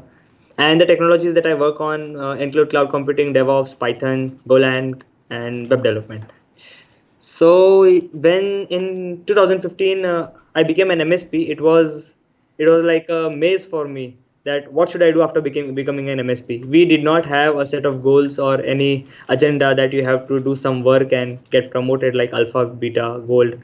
So it was up to us to do the work and stuff. So I was very confused what to do. So the only thing I thought was maybe I should use this opportunity to solve the problems that I face in my day-to-day life and use the tools and technologies to skill myself up. In 2015, I was doing a diploma in mechanical engineering, and computer was something that I loved to do side by side. And in 2015, the internet was not so fast, and the technology was not that good in my city. I am from a small city, so and so where did my journey begin in this technology stuff? So there was this engine in our college. A lot of people must be knowing a two-stroke engine. I understand everyone over here is a computer science student, so they might be knowing a two-stroke engine. So the thing is, two-stroke engine is banned in our country because of the pollution that it creates. But to understand a four-stroke engine, you need to study a two-stroke engine. And so why a two-stroke engine is banned, you need to study a two-stroke engine, and it was not available in the market because of the ban thing. So what I did was I made a simulation of a two-stroke engine with a real engine, as well as attaching all the sensors and doing the coding stuff. And then on theory and in practical, I proved that the RPM that we achieve and the temperature that we achieve with different mixtures of fuel in a two-stroke engine is much less than the four-stroke engine. So I use technology to achieve this. And this is where my MSP journey as well as my technological journey started. And so this went on the next year as well. So I made another project, again, mechanical engineering and engine and all machinery stuff related project. So this next project was, it was this a system where you have to input all the values of an engine, like the bore diameter of an engine, the diameter of a piston, the depth of a piston, and the fuel that you are using, the temperature of the fuel, all of this stuff. And it will do the analysis and calculate and tell you if your engine that you are using is efficient than the available engines in the market.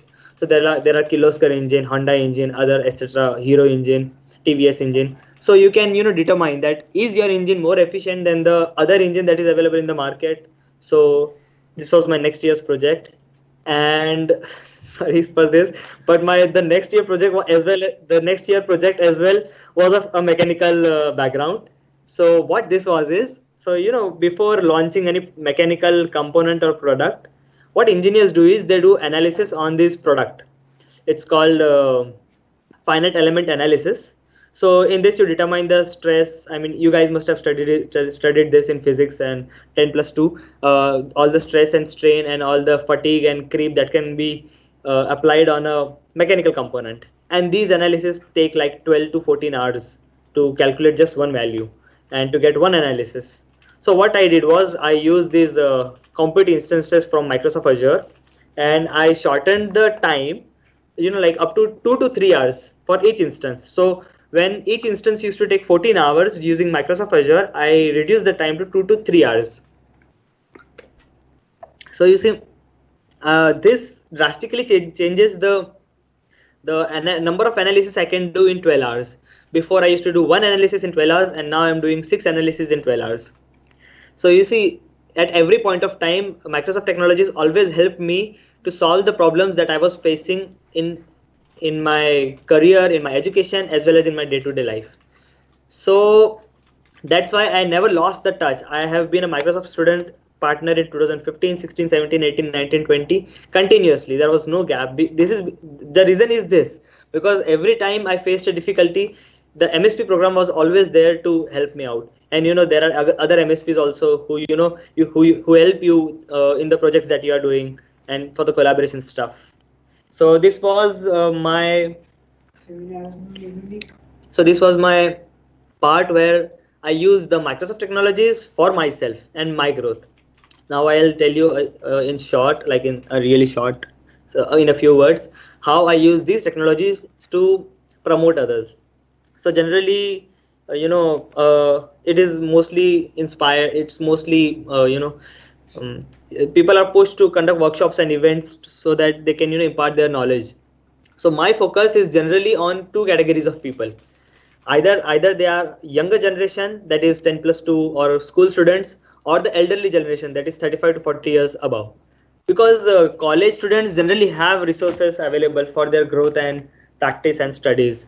But the people who are 40 years above and 35 years above of age, and the students who are like in 7th grade, 8th grade, 10th grade, they don't have access to these resources. So what I do is I conduct events that are respect to their age. So for elders who are 30 years and above, I conduct events such as how to do mobile recharges, how to do mobile payments, online payments, how to buy stuff from Amazon. See, these are basic stuff, but this is also something that you are empowering people to do, because if they don't know how to buy something from Amazon or something, and they won't know how to get something for less prices, how to pay electricity bills online, how to pay telephone bills, how to pay taxes online using computers, Word, Excel in their businesses. So these are the things that I conduct workshop on for the elderly. And for the younger generation, that is school students, 7th class, 9th class. So for these students, I conduct hour of code sessions, basic coding. And generally for the school students, I don't prepare an agenda that today I'm going to teach you this and that. So what I do is I generally keep it impromptu. So I just go there and then ask them what problems they are facing in their daily life. What if they have any problems in learning computers, learning Word, Java. In my city, students in schools have Java and Python as their syllabus, C++. So there are things that they cannot freely discuss to their teachers. So what I do is I take classes on weekends in their school and help them sort these problems. And I teach them games. I teach them how to make email IDs, because when I was in 7th standard or 6th standard, no one taught me to make an email ID. It was a really huge task for me. But in these workshops, what I do is I tell these people I give them assignments that today you have to go and figure out how to make an email ID, and then you have to send me a mail. and then I'll reply to your mail. This is your today's task. So giving this small task, I promote these students, school students, to do something in these events. And so till now I have conducted more than 25 to 30 events, and I have promoted more than 500 students into this cloud computing and technology stuff. So that was about me and my work. Thank you for patiently listening to me, and if anyone has any questions, feel free to ask me. Thank you so much. That was amazing. I love the technical aspects that you gave us, especially highlighting the how useful these Microsoft technologies ended up being for you. I think that was something that not a lot of people highlighted about using things such as Azure. Yes. A lot of people are and I know Sal uses Azure a lot more, or a lot more than I do, at least. Yes, Sal is a rock star. But he's a Microsoft alien. Dude, I've used all my credits up. I'm running DevOps, multiple websites, and all my credits are used up. So like our MSPInspire website is now shut down. So we got a question from the audience, and it's quite a common question, and it's like, how do you actually set up, a society if you've never actually done one, yourself? So this question is for me, right? Mm-hmm. Yeah. So what I do is, first of all, my first criteria to set up a society is age group, because people of same age groups have similar problems. So if you are a student from 10th grade, then you are about 15 to 16 years. So your general problem is figuring out how to install an IDE in a computer, because when you install an IDE, you don't know how to start it. If you know how to start it, you don't know how to save a file. If you know how to save a file, you don't know how to compile it. So things like these are common problems for 10th grade students. So that's why I prefer to start small societies, but multiple societies with respect to age groups. Awesome. Yeah. Thank you so much. That's really great advice. All right. Well, thank you so much. In the interest of time, we'll be moving on to our next speaker. So, Sandhya. I'll take that. Is Hanzaila here? Hey, Hanzaila. Moving on to the next session. So let me introduce Hanzaila. Well, Hanzaila Maqsood is a senior MSP from Pakistan. In 2019, he was selected as the outstanding MSP in Europe, Middle East, and Africa region. He is also the president of MSP Society that he has initiated officially for the very first time ever in Pakistan, starting from FAST University, whose aim is to build tech community and groom the students at the university level. So, Hanzaila, I have heard a lot about you. I know you have following you have influenced so many MSPs there. So, very honored to have us today. So I think I'll handle it to you now.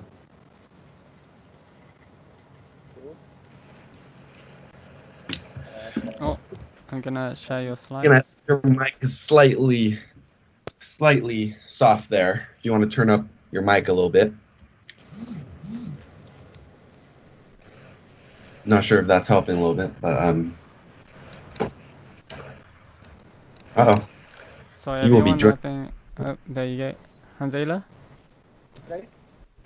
Hi. Your mic's quite quiet at the moment. Okay, now my slides are... Oh, that's awesome. That's much better. Now that's fine. Beautiful. You can see it, right? Yeah, we can see your slides. Everything's ready to go, so have fun. Over to you. Okay, thank you. Thank you, Salman, for introducing me. Hi, everyone. Let me introduce myself too. I am Chaudhry Hanzaila Maqsood, the Gold Microsoft Student Partner from Pakistan. So before coming to the point for sharing my success stories, let me tell you some of my background about my education life from my school. I think so slides are not going up. Let me check.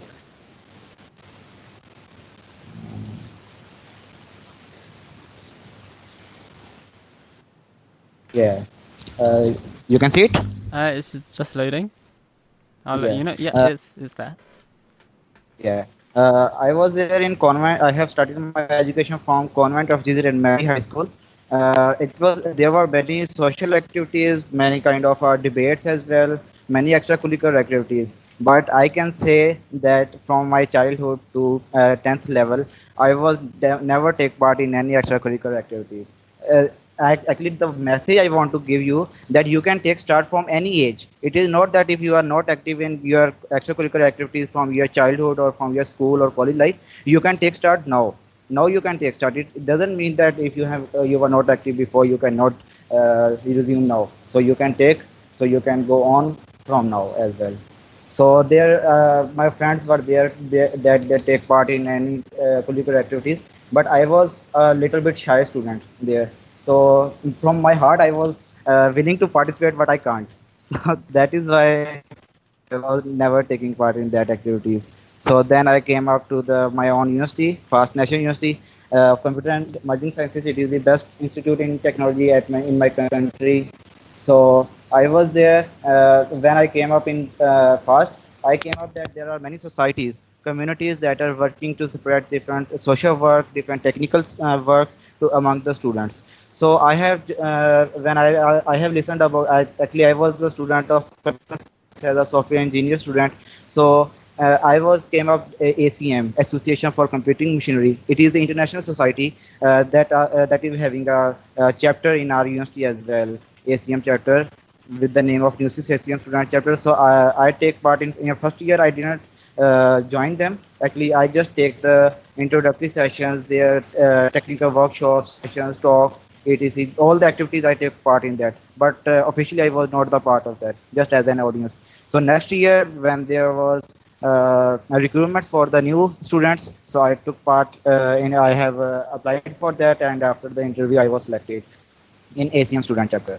So it was like after the one with the other students, with other my organizers, we have combinedly we organize different multiple workshops sessions as well. We learn from their workshops as well, and the networking was building up from start. The speaker that we invite from other universities or from other industry experts we invite for, the networking was also building up, and the knowledge as well and the expertise were coming up.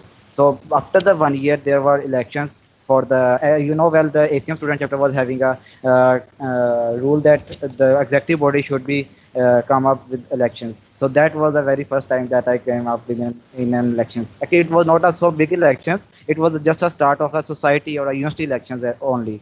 So, but there were many political points that we have to focus on. So, but indefinitely or definitely, I won the elections. I was not expecting that, but the support of my friends and colleagues and other fellows, I come up as a general secretary of ACM. So, and that time I appointed that I will become a leader of that community as well, and I will become the leader of other communities and will spread the expertise with other students. Just on that, on the first day when I won the election of GS or the general secretary GS.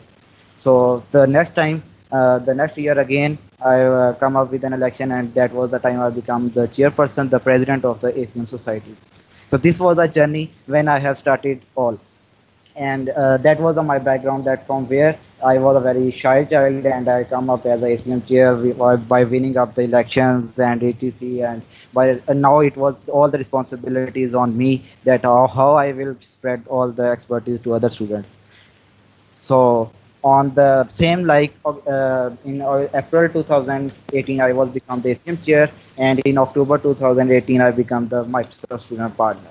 So starting from a Microsoft student partner and ACM both of the platforms I was having the platform ACM student chapter to spread the knowledge, to spread the workshops, to spread for the arranging different workshop sessions, talks. So for that, I use that platform as ACM chair. Also, I use my authorities there, and I organize the different events. And I personally give multiple sessions and learn from Learning Pass and other resources that I get from Microsoft as an MSP. So by that, I was organizing the multiple events. So you can say multiple events. You can say hackathons, .NET events, Visual Studios, Azure, and etc. All, and after each and every week we were having one event. In every week we were having one event, and even university was very surprised that how it's going on, that ACM society becomes so active. Actually, it was not so active before. So after that, in January or December, you can say, I was selected as to be in Amsterdam for the EMEA summit selection. I was there. I was selected for the EMEA selection. It was among 20 MSPs all around from the Europe, Middle East, and Africa, and there was the like of a conference of a summit, and there was a Microsoft Ignite, and there was also Microsoft Imagine Cup. The World Regional Final was there, and it was really very beneficial for me. That trip was very beneficial for me. Actually, in that session, in that summit, I was come up with networking with other MSPs, the best MSPs that are listed here, 20 best MSPs there, and the Microsoft experts, Microsoft MSP leads were there, and all the other best persons were there. So from there, I will get a great networking experience, and a lot of after a lot of experience from there, I come up when I came back to my country. And in April, my journey of in actually the MSP summit was going on in March. So in April, the tenure of my ACM student chapter as a chair was finished up. So I quit that, and I have started my journey of MSP only and only from MSP platform. I started my journey. So from there, I actually, we need to organize the events for the session. You need a team, you need a community for that. You need some kind of a persons that can help you for that. That's why I come up. I was just organized multiple events for 4 to 5 events I organized, but I came up that we should have a community or a society for the MSP platform. That if there was ACM, there should be a new society, so that there can be a competition, kind of a competition, healthy competition there, so that students come up with new technologies. ACM should also bring the new technologies. We should also bring the technologies, so that the whole of the university, you can say all the country, we have to promote for the tech. That is why we come up with the MSP societies. This is the society that we come up, and on the 28th October 2019, we come up with the first MSP society that I have started from my own university from FAST. And you will be surprised that now there are around 9 to 10 universities where there are MSP societies. And not only the MSP societies, where there are MSPs. There are 1 or 2 universities where there is no MSP there, and we are running MSP societies there as well. We are organizing multiple events and hackathons as well there. We have again the students from there, some kind of students, and we are promoting from that platform. Officially, we have registered MSP societies in that universities, and from that platform, we are spreading our expertise there. And from there, from the MSP community, that is from the different countries of Pakistan, there where they spreading all around it, in Karachi, Lahore, in Peshawar, in Islamabad, in Faisalabad, all around the countries. There are around 10 universities are currently there are 10 universities that are active in MSP societies, and some are going to be inaugurated, but due to COVID-19 it is postponed, but we are hope that it will be very best. And this is all about that. By this experiences, that this is the time that we have to spread the technologies to come up with the new generation. This new generation needs this all. Actually, they have no idea that how we have to come up. We are here to guide them all. So as a Microsoft student partner, our mission is totally to empower the other students. It is not that only we will get the knowledge and we will get only the expertise, we will share, only we will get. But as an MSP and to be a gold MSP, it is our duty to be spread towards all the communities. And I going to give you a tip to become a gold MSP. That one is a circle for you. You are selected as a MSP for your university. That if you will go out from, you will cross your boundaries. That if you are going to cross your boundaries for other universities also, you are going. So it will be a positive point for you, and it will be very good in a positive sense that you will become the gold MSP. It is a very kind of a tip for all the beta MSPs and others that are going to be in MSP later on. That if you are going to cross your boundaries outside of the community of your university, you will be doing something well for the MSP program as well, for the tech, and for the community you are doing something better. Then you are having a positive signs for the gold MSP in future. So this is all for all about. And if you will having any kind of a question, you can ask me. Thanks everyone. Wow. Thank you so Sim. much. Wow. One of my favorite parts that you mentioned was how you were actually very shy and wasn't as willing to begin speaking in your community. But the main point that you brought up, and one thing that we want to emphasize as well, is you can make a difference in your community, whether you're shy or not. So even if you're not comfortable speaking, you can do things such as make videos or tutorials, maybe sharing with friends. These are all different ways you can take advantage of the strengths that you have to share with your community and make an impact. So it's not always about the speaking. There's different ways to do it. Now we do have a question for you. And the question is, how do you manage your time? It seems like you do quite a bit of stuff. So we'd like to get a little insight on how you approach things. You can say actually I was awake till 3 or 4 a.m. Actually, it was very tough for me to engage all, and we were organizing events after every week, and even in the last week we have organized the first virtual hackathon of Pakistan. First virtually hackathon in the last week we have organized, and we got an audience of 700 participants there, and it was very awesome. It was a very best experience for us as well, and actually we have to take time for all that. We have to take time for communities as well, and for the tech and for learning as well.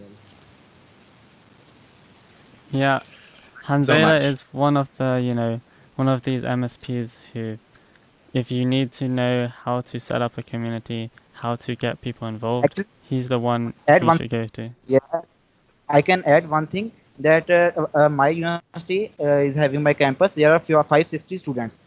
There are 560 students in my campus, and you can say there are 15 MSPs now. From only 5 students of my university, there are 15 MSPs selected, and there are all around Pakistan. There are 80 MSPs, and 15 are only from my own university, and it is very motivation. Yeah, you're what I would call a true leader. Everyone looks up to what you do, and that's truly inspirational. And yeah, I'm gonna let Sundareshwar now introduce the next speaker. Great. Thank you so much, Hanzaila. So, okay. So, moving on, we have Khushboo. Is Khushboo here right now? Hey, Khushboo.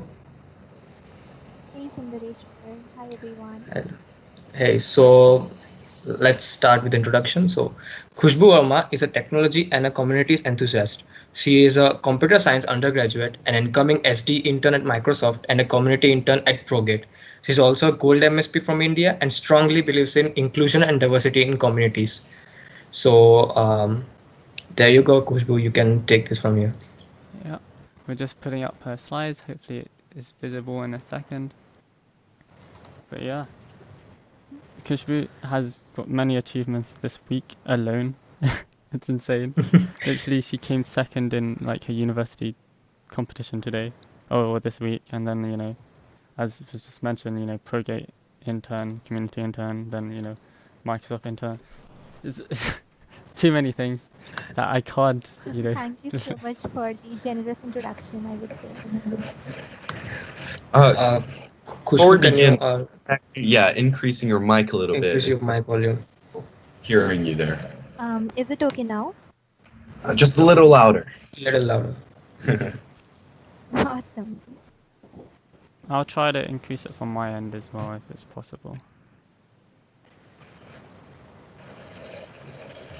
Okay, so can I start now? I'm not able to see the slides over Teams, so. Oh, can you not see them? For me, No. they should be visible. It is visible. It's visible in the live stream too. Yeah, it should be visible at the moment. Well, at least your mic is doing snazzy now, so we are able to hear you very clearly. Khushboo, do you want to look at the slides on your own computer? Tell me when you go to the next slide and I'll just navigate for you. Awesome. Sure thing. Awesome. So, hi everyone. I'm Khushboo Verma, a Gold Student Partner from India. First of all, I would like to thank MSPInspire team for all of these wonderful initiatives and for organizing this podcast today, bringing all the Gold MSPs from all over the world to this platform to talk to you all today. And so my journey into tech has started just 3 years back. when I joined my university to pursue BTech in computer science engineering, and these 3 years have been a roller coaster ride for me. I have had various amazing experiences, and I have also had my own share of success and failures. I'm really passionate about technology and communities. So, Salvan, can we move on to the next slide? Yeah, we are doing that right now. Yeah, there you go. So, let me tell you a bit about myself. So, I am an incoming SD intern at Microsoft, and so currently I am interning with ProGate as a community intern. Apart from that, I have been involved in a lot of communities, both tech and non-tech. So, few of my community experiences are that I have been a facilitator in the Google AI Explore ML program. And then I have also been, I'm also a GitHub campus expert for more than an year now. Um, I was also associated with the Microsoft Codes program, which was a program for second year undergraduate women in engineering. And I have also served as a mentor for Google Coding this year with the TensorFlow organization. And I have also been a teaching assistant at Coding Blocks, which is a startup here at Delhi. So I had been a teaching assistant in the batches of C++ and Java. And through all of these community experiences, I have learned so much and I have improved as a person.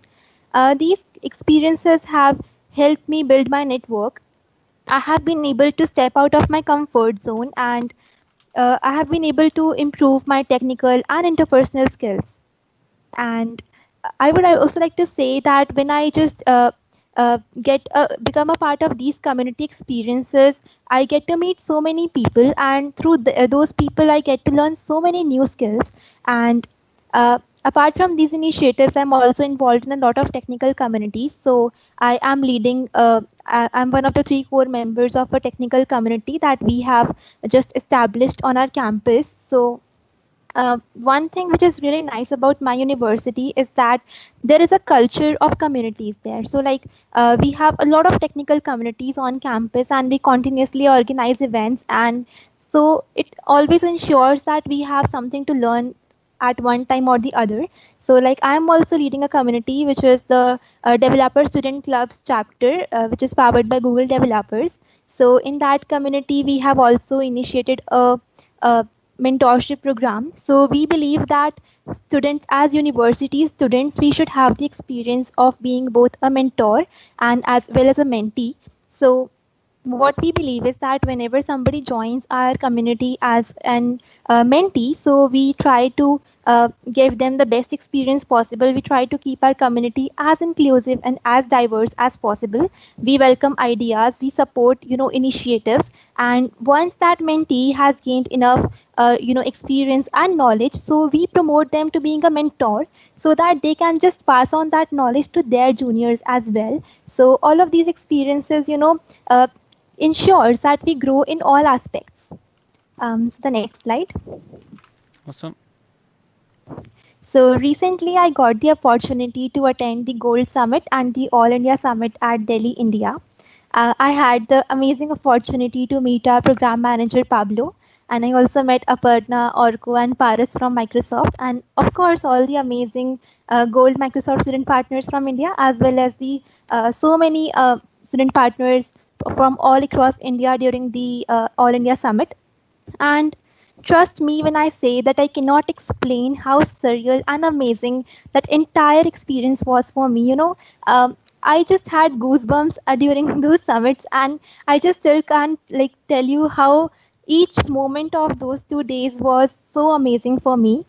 Through that summit, I realized that how fortunate we all are to be associated with a program that provides us the opportunity to create such an exponential impact and learn so much from each other, right?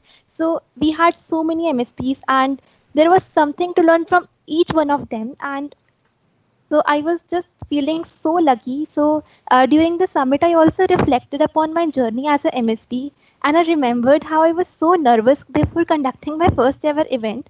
So it was basically a talk on Azure in machine learning, and there were so many professionals who were much older and more experienced than me in the audience, and I was so scared that how will I present that. So that talk went really well, and when I shared about that event on my LinkedIn, I received immense support from people from all across the world. And that was a turning point for me because I really realized that if I step out of my comfort zone, then I can do wonders. Next slide. So after that, I have been involved in a lot of technical, communities, events. I have started delivering so many talks. As a part of the MSP program, I have conducted various, technical talks. Then I have delivered many hands-on sessions.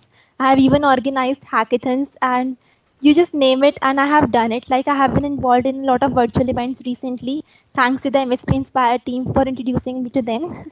And so I have had a lot of, interaction with people. So through these community experiences, I have built my network and I have built a personal brand for myself. Next slide. Yeah. So recently, I have also been featured on the Microsoft Student Developer blog. So my experience in the MSP community, it has been shared there. I would appreciate if you all just go and have a read because I have put it out like what I think is the best part about the community, which is definitely the networking and the exposure that we are getting, right? We are getting to talk to people from all across the world in this call today and learning about all the amazing things that they are doing. So I think all the MSPs should make the best of this opportunity, and those who are not MSPs should definitely join our amazing communities, get in touch with MSPs. Next slide. So our Kuditi Saha, who is from India, Microsoft India, he had shared this quote on his Instagram few days back that you should be an alchemist. Don't just learn the art to make gold, learn it for knowledge and gold will follow your fingertips. So I think that this quote really fits here because I receive a lot of messages from MSPs asking how to become gold. So I would just say that focus on the learning process, give back to the community as much as you can, and all the benefits will definitely follow you themselves. You do not need to chase the milestones. You need to continuously learn, share, and connect, and all of these benefits will definitely come back to you. The last slide. So I would just like to leave a message here that as long as you have got passion, faith, and you are willing to work hard, you can do anything that you want to do in your life. There is nothing that can stop you. So if there is anything that you have in your mind, if you have any idea, if you want to take any initiative, share it with your community. I'm pretty sure that you will receive all the support that you want. Like because from my personal experience, like I have always received support whenever I have asked for it, and thus I believe that it is my responsibility to give back to the community, and that is what I'm doing these days. So that's all from my side. Thank you so much for having me here. Feel free to connect to me if you have any concerns or doubts. Yeah. Thank you so much, Khushboo. Khushboo, That leaving was us off. so amazing. Leaving us off with a great quote. I love it.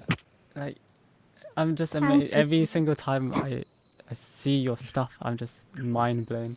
Like your presentation, your story, hearing how all of these things, connecting with all the MSPs.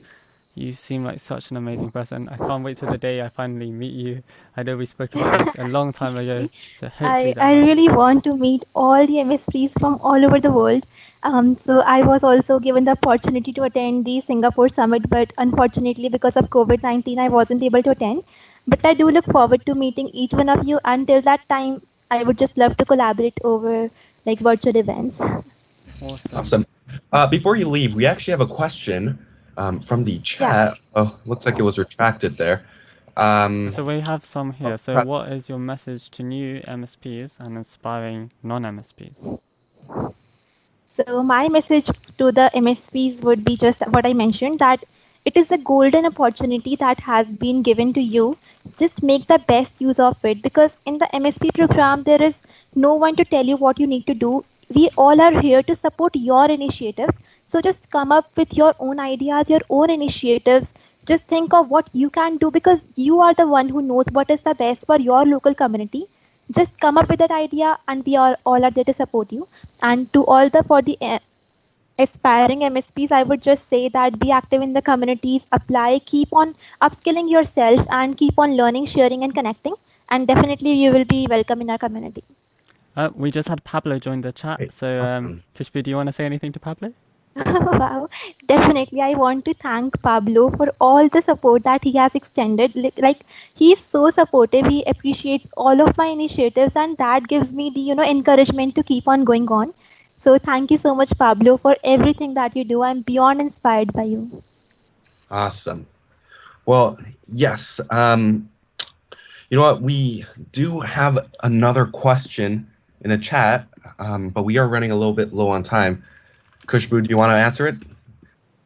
How are you feeling? Yeah, I'll keep it Okay. short. Awesome. So we have the question. So we know that you're a very busy person. So we're wondering how you're able to manage all your different responsibilities. And in addition, would you call yourself an introvert or extrovert? So I'm neither an introvert nor an extrovert. I'm an ambivert, and it depends on the situation. And as far as managing all the things is concerned, it does get hectic sometimes. But if you are passionate about something, you always find a way to do it. If you think that you have a lot of work to do, divide it into chunks and prioritize your work effectively, and you will get it done. Amazing. I love the ambivert. Honestly, I don't hear that many. I don't hear that much often. So thank you for just elaborating a bit more on your personality, your personal life. I think it's been really inspirational. Excuse me. Yeah, I'm super. I'm super looking forward to seeing what you do next week. I don't even have to say next time. It's like every single day there's a new thing. So I'm really, really looking forward to that, Khushboo. You did an amazing talk, and I'm probably just gonna watch it back again, try to see how I can implement this into my own life and be as amazing as you. So thank you so much, Khushboo. I think we're gonna have to move on to our next speaker because we're going out of time. But yeah, thank you again so much, Khushboo, and best of luck with everything. Thank you. Yeah, thank you so much. Bye bye, everyone. So up next, we have someone called Omo. Okay, so let us introduce Omo.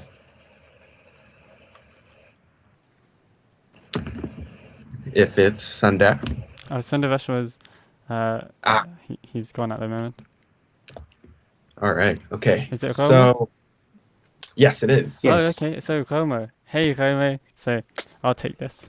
Yeah, Romo is so, okay, Romo is, if you're looking for someone who's in the insider community and he's an MSP, Gomo is your guy, okay? Gomo is an amazing developer. He's part of the .NET Foundation. He's an MSP. He's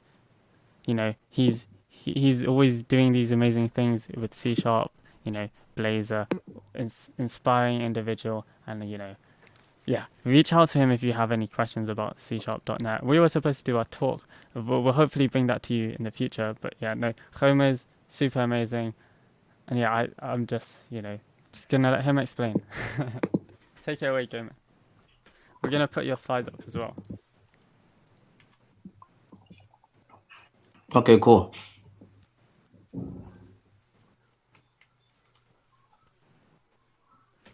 Do you want to just do a short introduction for yourself? Yeah, sure. I think I'll cover that within the presentation. Okay, here you go. But yeah. Should be up. Tell me if you can see it. Okay, awesome. Thanks, man. No problem. Yeah, so thank you all very much for sticking around during the session, and I hope you've all been inspired by my colleagues' stories. The party isn't over yet, and without any further ado, I would like to share with you my journey to becoming a Gold MSP. As you may have heard, my name is Gomolemo, but people call me Gomo for short. I am a young, passionate South African applications development student from the Durban University of Technology with a keen interest in Microsoft tools and technologies such as C#, .NET, and Azure. My MSP story started way before I was even an MSP. When I was a first-year student, having come from a background where I had already started learning how to code, I started to notice the trend in students struggling with grasping programming concepts. So I started to develop written walkthrough tutorials, and these became known in my campus as Gomo's guides. These guides covered DUT syllabus-specific content like no other, providing comprehensive step-by-step tutorials around topics such as ASP.NET, Entity Framework, and Android development. Later, with the help of the MSP program, I started to center my guides around more interesting topics such as cloud computing and artificial intelligence. This unknowingly ignited a deep passion for helping students in tech.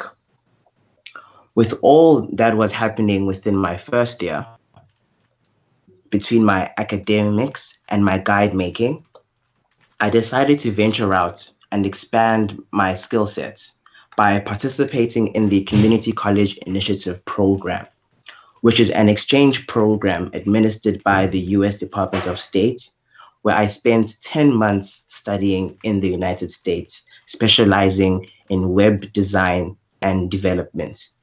The reason why this is a crucial part of my story is because it was the first time I was exposed to an international setting where I was able to take notes of the various perspectives that different people have. This skill played a key role into the various MSP workshops that I conducted upon my return to South Africa. It was at this time when I became an MSP that I realized that whenever I conducted workshops, I had to make sure that they were dynamic and inclusive so that my reach went far beyond just my campus walls. Interest in my workshops sparked, and various colleges across my province were requesting that I would do the same with their students. Eventually, this spanned into a couple of cities across the country. Since then, I've hosted many workshops, written numerous guides, and have had the privilege of working and being mentored by some of South Africa's best innovators. Speaking of mentors, I cannot speak about my MSP journey without mentioning two people. Trust me, there are dozens more, but for the focus of this story, I will stick to Pablo and Donna. Pablo, as some of you know, is the global program manager of the MSP program. Him and his team are constantly out there trying to make this program as great as it can be. And as soon as he found out that I would be attending Microsoft Ignite the tour, he jumped at the opportunity to introduce me to Donna Saka, who was at the time leading the Windows Insider program. I spoke to Donna at length about the work that I was doing with the students community, and she was seemingly pleased with the progress I had made at the time.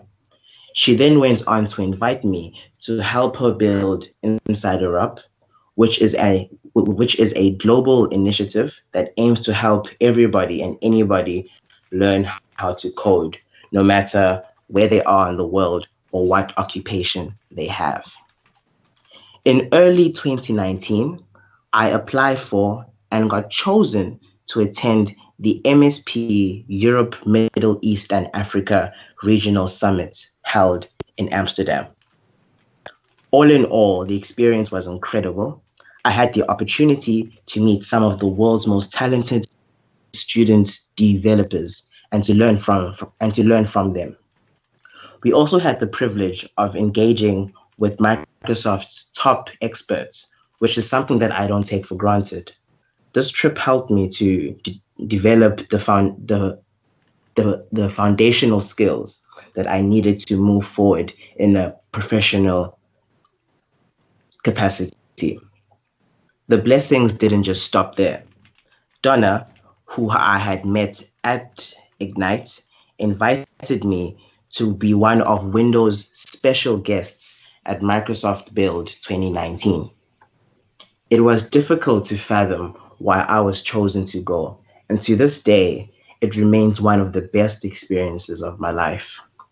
Build was absolutely fantastic, from meeting some of Microsoft's biggest names, to attending all of the amazing workshops, to watching Microsoft's CEO deliver his keynote, and of course, watching the Imagine Cup World Final.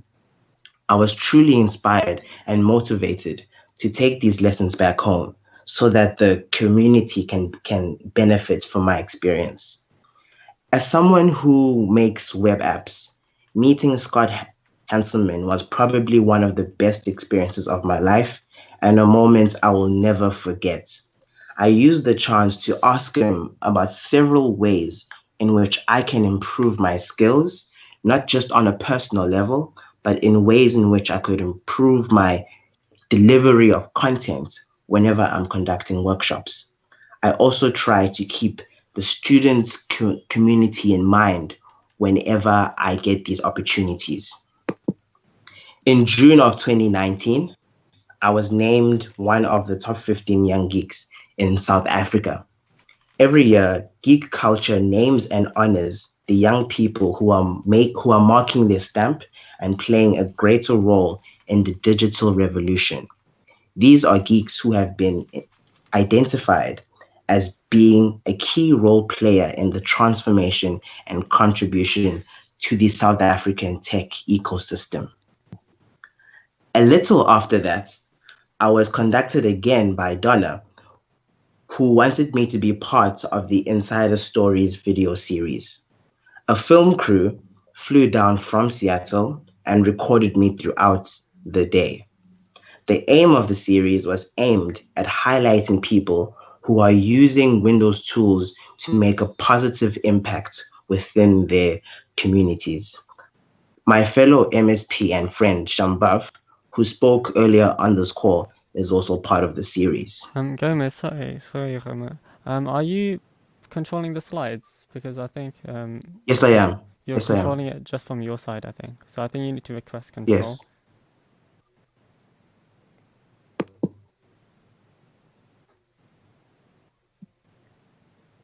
Because it's been stuck on the first Early slide this year, for us. Yeah. I was asked by a local crew. It's been stuck. Yeah. Okay, there you go. Nice. Early this year, I was asked by a local community leader, Alan Peed, to come and do a session at this year's edition of Microsoft Ignite the Tour. I was extremely nervous as this was my first major conference session. Keeping with the theme of student community building, my session focused on using .NET to create interactive documentation experiences for better tech education. Lastly, I was recently brought in as a member of the .NET Foundation for my contributions to .NET open source. I am also affiliated with the United Nations as a UN Peace Ambassador. I've been involved in various peacekeeping summits from a tech perspective, as well as working on projects that use machine learning to augment data in a bid to identify high violent hotspots. And most recently, I was chosen to become a Gold Student Partner. Throughout my journey, it is important to note that I've encountered more failure than success, more rejection than acceptance, but I've always tried to be resilient. My mission was never about the glory or the recognition. It has always been about giving students the chance to shape the future that they live in, where technology levels the playing field and affords everyone access to its benefits, where every student is empowered to achieve more. Thank you very much. Wow. Thank you so much, Homo. Go follow Homo on all his social medias right now. Okay. Yeah. There's two people he mentioned. Super, super amazing people. Pablo has introduced so many of us to Donna. It's amazing. Like I saw thing Sambav said he was introduced to Donna as well by well, introduced by Pablo. Yeah, same with me as well. It's like Pablo and Donna are super amazing people, and go check out Homer's stuff. You must see all his amazing achievements. And we do have a few questions. So Eric, do you wanna take those away? Yeah, sure. Take a look at the questions. Actually, do you want to ask the very first one? Sure. So I have a personal question, and it's Mhm. how do you keep innovating and keeping up with technology? Because I know you do Blazor, and me and you, we both love Blazor. But how Yeah. how do you see all these innovative things and know when it's right to strike? Oh, so I've been a fan of Microsoft since forever. So like I literally follow all of the accounts, watch all of their YouTube videos, follow all of their blogs, and I'm constantly trying to keep myself up to date by reading about the latest technologies. If I know that there's a conference which I cannot attend, I make sure that I follow up on those conferences to find out what is new, what is happening.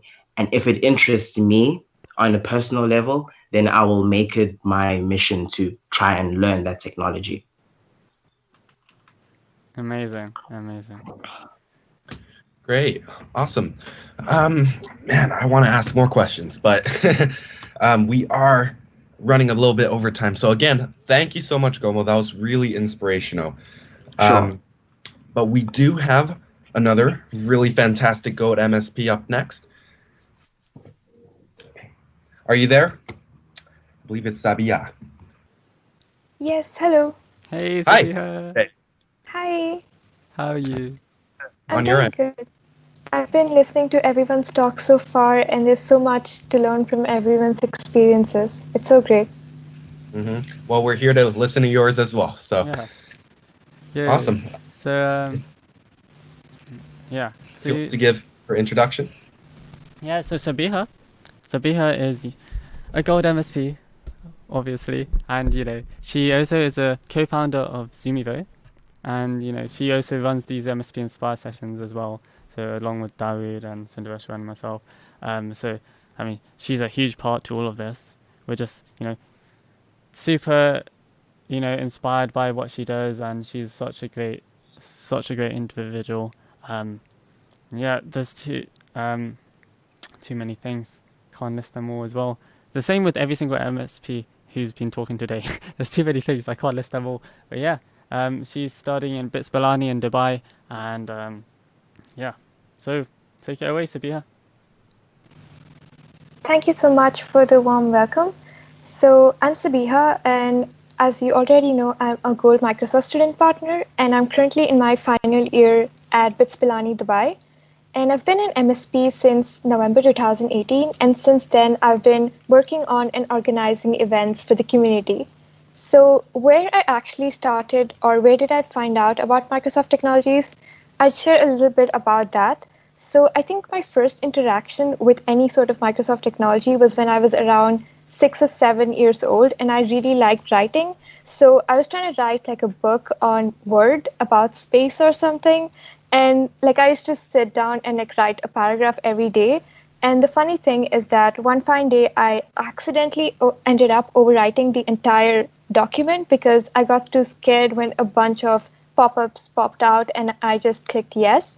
So like if I actually take a look back, this was one of the things that got me more interested in computer science and just computers because it was so fascinating that I could just sit down and then put my thoughts up on a piece of like on a computer on a document and I could have it anywhere with me at any time I wanted. So when I joined college, I picked computer science as my major, and I got to know a lot more about what I was usually like knew from school because school was just like limited to a few subjects, and I never got to know about these tech events or these workshops that happen. And so when I joined college, it was like kind of like a shock because there's a lot of these events which I never knew were happening, and I got to know about the Microsoft Student Partner program from all of these events. And one specific competition that I got to know about was the Microsoft Office Specialist competition, which I had a chance to participate in. And I participated in for the Word category, and I was fortunate enough to represent UAE internationally that year for Word. So and then I think that would be one of the pivotal points that helped me realize how I was learning so much from all of these events and these programs and getting to meet people who I would normally not be able to meet. And so I decided that I would somehow give back everything that I've learned to the people that I have in my community.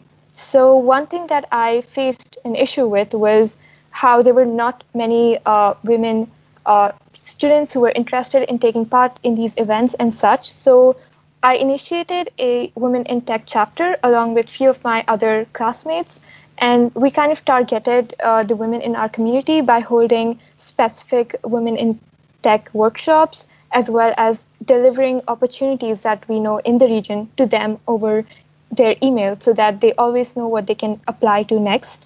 And and and just doing all of this for the community was so rewarding, because all of these people who were not always into tech. Like, there were people who were coming from chemical engineering majors, and they wanted to learn how they could use these tech tools to kind of combine what they know with what they can, do with that technology.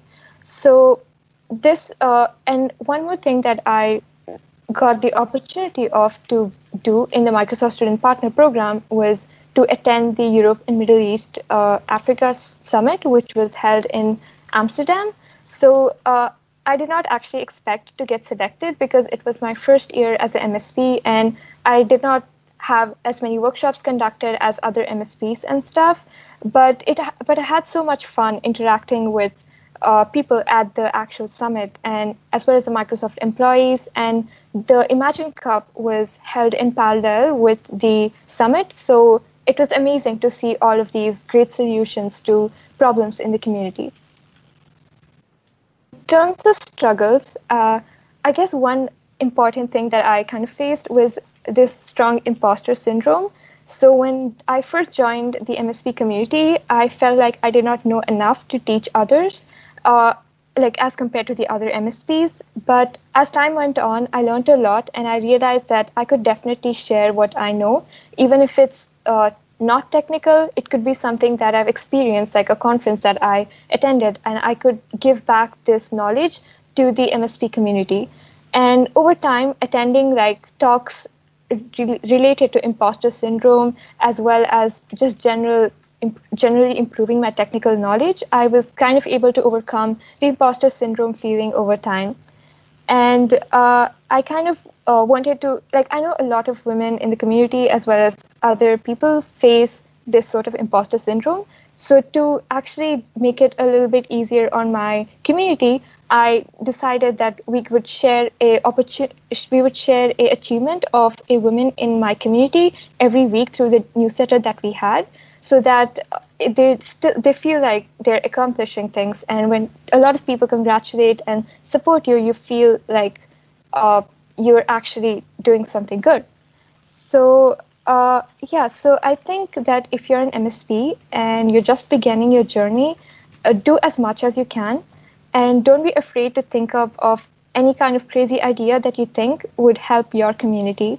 So just to give a little example, one thing that I really like is trying to find issues in my community and working on solutions to them by either creating an application or a prototype, anything that I think would help. So I've had the opportunity to participate in the Imagine Cup, although I didn't move through forward. But it was really good to just put in your technical knowledge and the whole business aspect of things. So if you I think as a Microsoft Student Partner, you already come equipped with so much technical knowledge. And if you just think about where you could apply it, I think you can make so much impact on so many people. And I think that's a very key thing that matters. So before today's call, I had participated in a Startup Weekend online edition to solve issues that would actually be affecting the community in this current time with the lockdown and everything. And our team was able to place in second over the 26 teams that were competing across the UAE. So I feel like if you ever, if you're a student with a lot of technical knowledge, you should consider participating in these kind of opportunities, because if you don't step out of your comfort zone and do the thing that scares you, then you might not get too far ahead, and you might not be able to experience the things that you would otherwise not be able to. So even if something sounds very scary to you, I'd say go for it and try to gain some knowledge from it. And whatever knowledge you gain, you can try to use that to make that experience a little bit less scary for others. And I think that makes all the difference in the world. That was so well constructed. Thank you so much. amazing. Like that was such a nice closer. I wanted to point out. I wanted to point out something really big that I thought we don't have enough of, and that's actually women in tech. So I love that you're a huge advocate for that.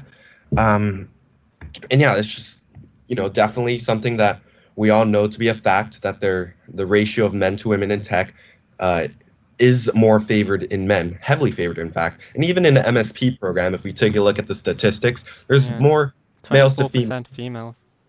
Right. So this is definitely something that we want to be working on, getting more women in tech so that we can get more diversity out there.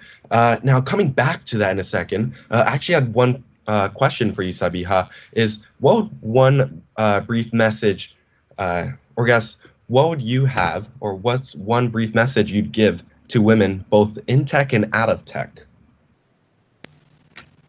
Okay, so in tech, I would say the tech is a great community, and I think you should try to network with as many people as you can when you are in this industry, because I'm sure everyone has something important to give back to you. And for those who are not in technology, if you're considering getting into the technology sector and you're a bit scared, or like you want to get in but you don't know how, then I would say just try to find these kind of programs like the Microsoft Student Partner program, or like I think even the GitHub Campus Expert. So just try to find these events where you think you would be able to find people who can help you out, guide you, and that would be a great starting point for you. I would also like to just add that Sabiha was the founder of the whole MSPInspire WIT stuff, the whole idea of starting to do women in tech within the MSP program. So, huge props to her. All this stuff started back last year when she was like, hey, we need to do more women in tech stuff. And me and Dawood were like, oh, wow, that's such a great idea. Then from there, we've been working with Khushboo and Ayan and many more amazing MSPs, for example, Rita and Princess of Vivare. So yeah, thank you so much, Sabiha, for that wonderful session.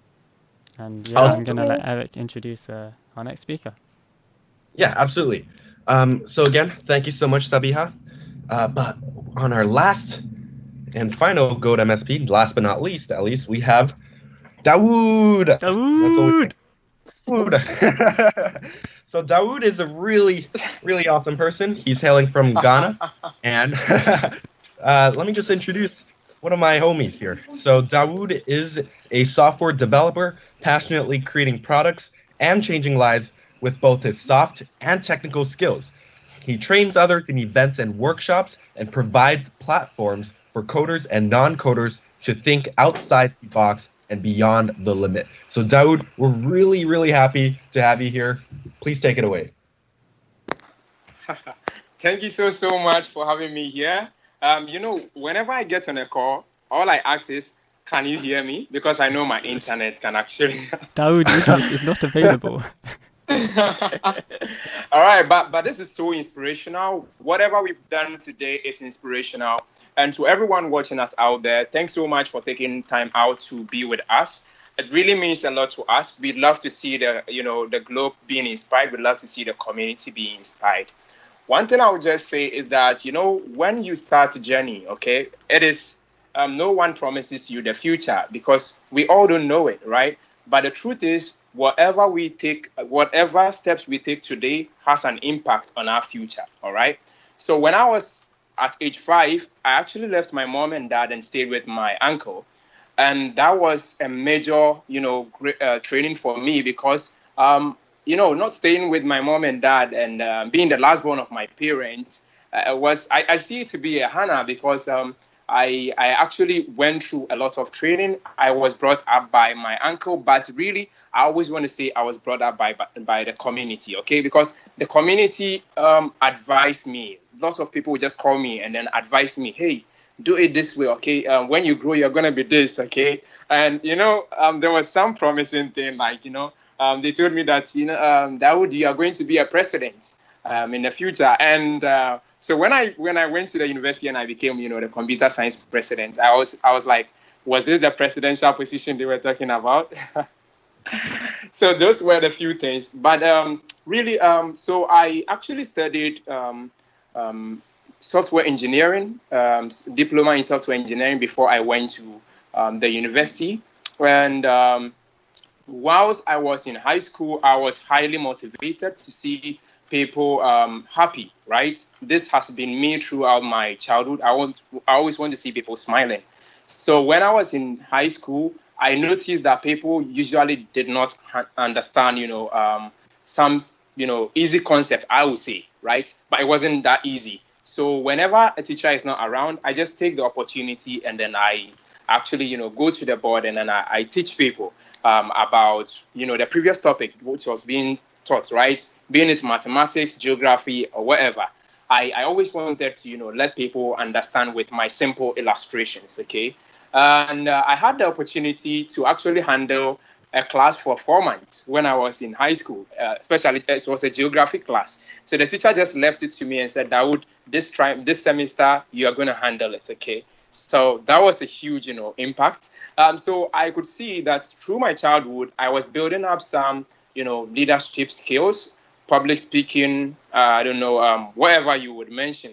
I always wanted to get people inspired. So I left from high school, went to IPMC, an Indian institute in Ghana, and I studied software engineering. And over there, I had a training on how to code. Okay, so that's where I actually had my coding skills from. After that, I actually told my mom that I want to study in abroad, and my mom agreed. My dad agreed. The next day, they told me, no, you are studying right here in Ghana, and that was a huge disappointment to me. And so I disagreed, but, they had to talk to me several times. So we came into agreements and I stayed and applied for university through the motivation and inspiration of my mom. And when I got to the university, I realized that I already had skills, right?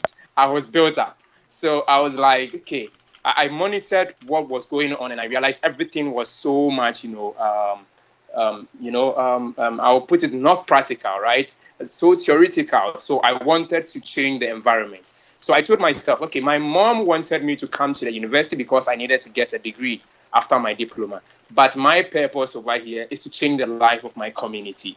Okay, so that's when I got the concept and I started running my classes under shades. And when I talk about under shades, it was under trees because I was a freshman. I couldn't have, requested for venue to run my workshops, right? So I began to share my passion, share my knowledge.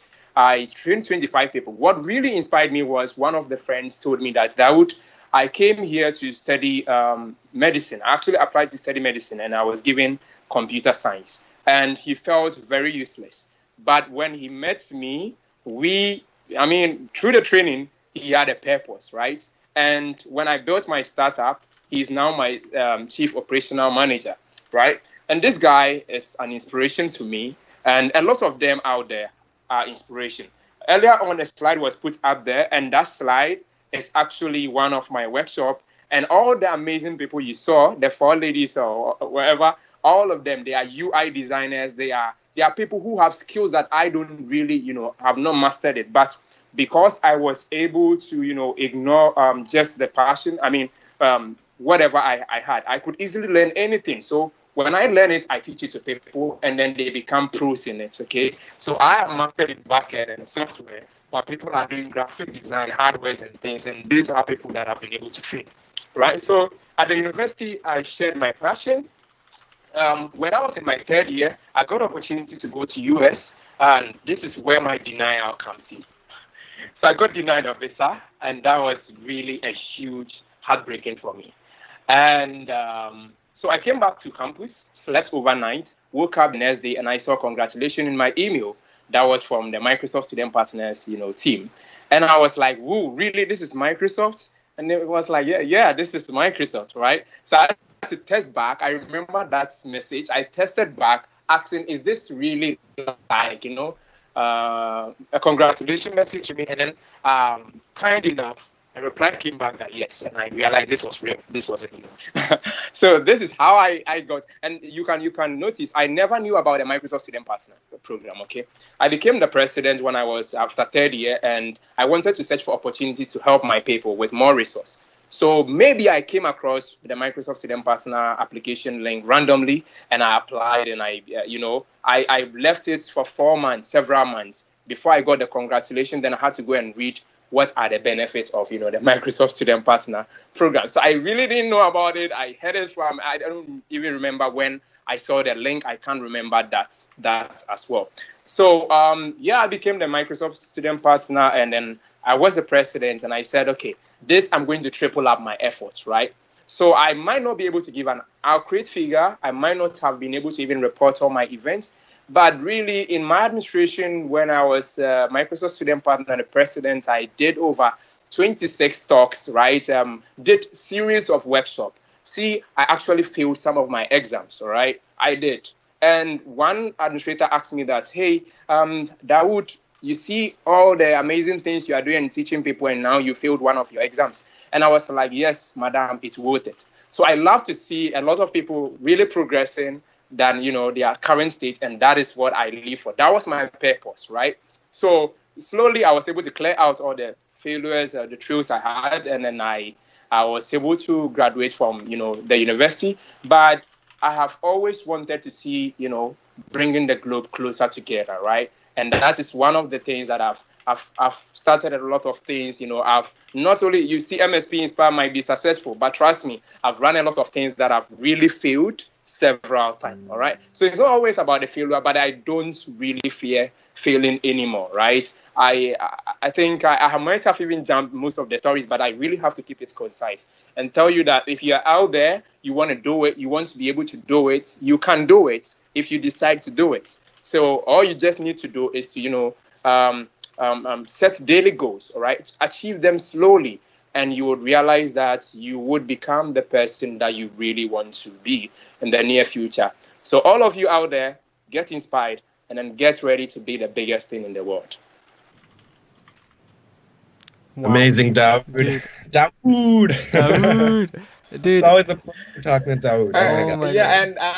So before you actually chip in, I think I need to really say a huge thank you to Pablo. I've never gotten the opportunity of meeting Pablo before, but I got the opportunity to meet Pablo virtually, one-on-one talk with MSPInspire, and that was so much inspirational. So a really huge thank you to Pablo and to Tracy. The MSP team is really, really inspirational, right? We are all here because of them, because of whatever opportunity they've given us. So we're all here because of you as well, Dawood. You do realize that? Literally, there's too many emotions which flow through my mind when I think about you, dude. You're like the reason we're here. Is the reason why these sessions happen. You're our lighthouse in an open sea. So thank you, Dawood. Just keep being you, man. Yeah. Thank you so much. For everyone in guys. We have sir here. Pablo, sir. Hello. Ooh. Oh my God. Hello, I can actually a slight introduction. He doesn't need an introduction. Do we? No, I think we do. I think everyone knows it, but not everyone knows it, right? So, again, Pablo is the leader of our MSP organization. He is the big boss of all of us, but at the same time, he's also like someone that we work with. And at the end of the day, we're all just here together, just creating inspiration, trying to share our stories. So, Pablo, would you like to give a few words for our wonderful Gold MSPs? I believe he's currently muted at the moment, which is technical difficulties. Technically. So he lost audio for a second. By the way, Dawood, you're the real homie, man. Yeah. It's really interesting how none of us have actually met in person.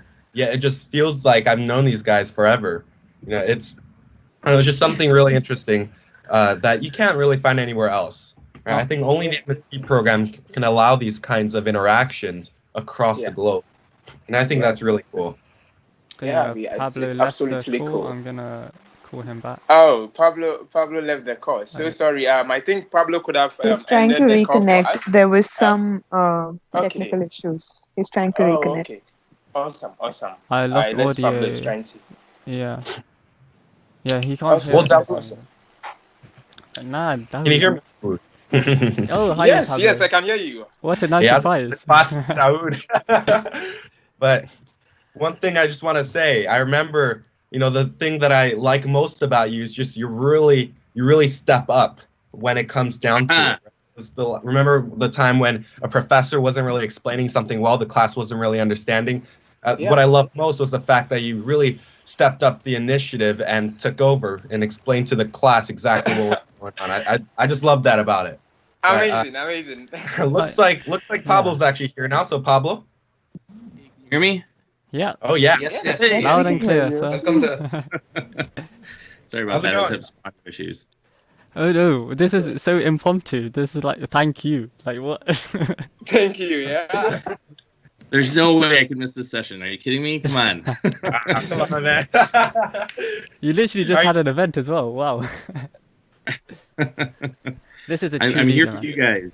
I'm here for you all. It's important for me to see what you're doing and hear your stories. Some of you I've had the privilege of hearing them in person, and I'll never forget those moments. You probably say the same thing, but for me, it's the reason why I'm in this job is to inspire you and to keep you motivated and doing these amazing things. So, and for those that I haven't met, Dawood, it's been like I think two chances that we've missed out on now. So it'll happen. It will happen. And for the rest of you too, meeting you is not really the important thing. The important thing is what you're doing for the community. And it's just amazing to see what you do every day for the student partners, for potential student partners as well. I know that they're on this call. You're wondering what the program's about. And to get this insight from Gold Student Partners is just, it's amazing. And I hope that you leave the session as inspired as I am, because again, I have not heard all these stories before, and I can't wait to go back and listen to the recording, which I will absolutely do, because I don't want to miss any second of what you guys talked about, what you all talked about today. But really, it's you that inspire me. I mentioned in the chat, we're providing a platform, and it's my objective to make this platform the best it could possibly be, but it's the work that you do that makes the program and the community what it is. It's just amazing to see for me, and I get inspired every day, and it's great to be inspired to start off a Saturday inspired. It's early, well, not that early, but it's earlier here than some other parts of the globe. And again, I'm just honored to just be a part of this program, honored to have played a small part in your journeys, because it is you that walk through that door.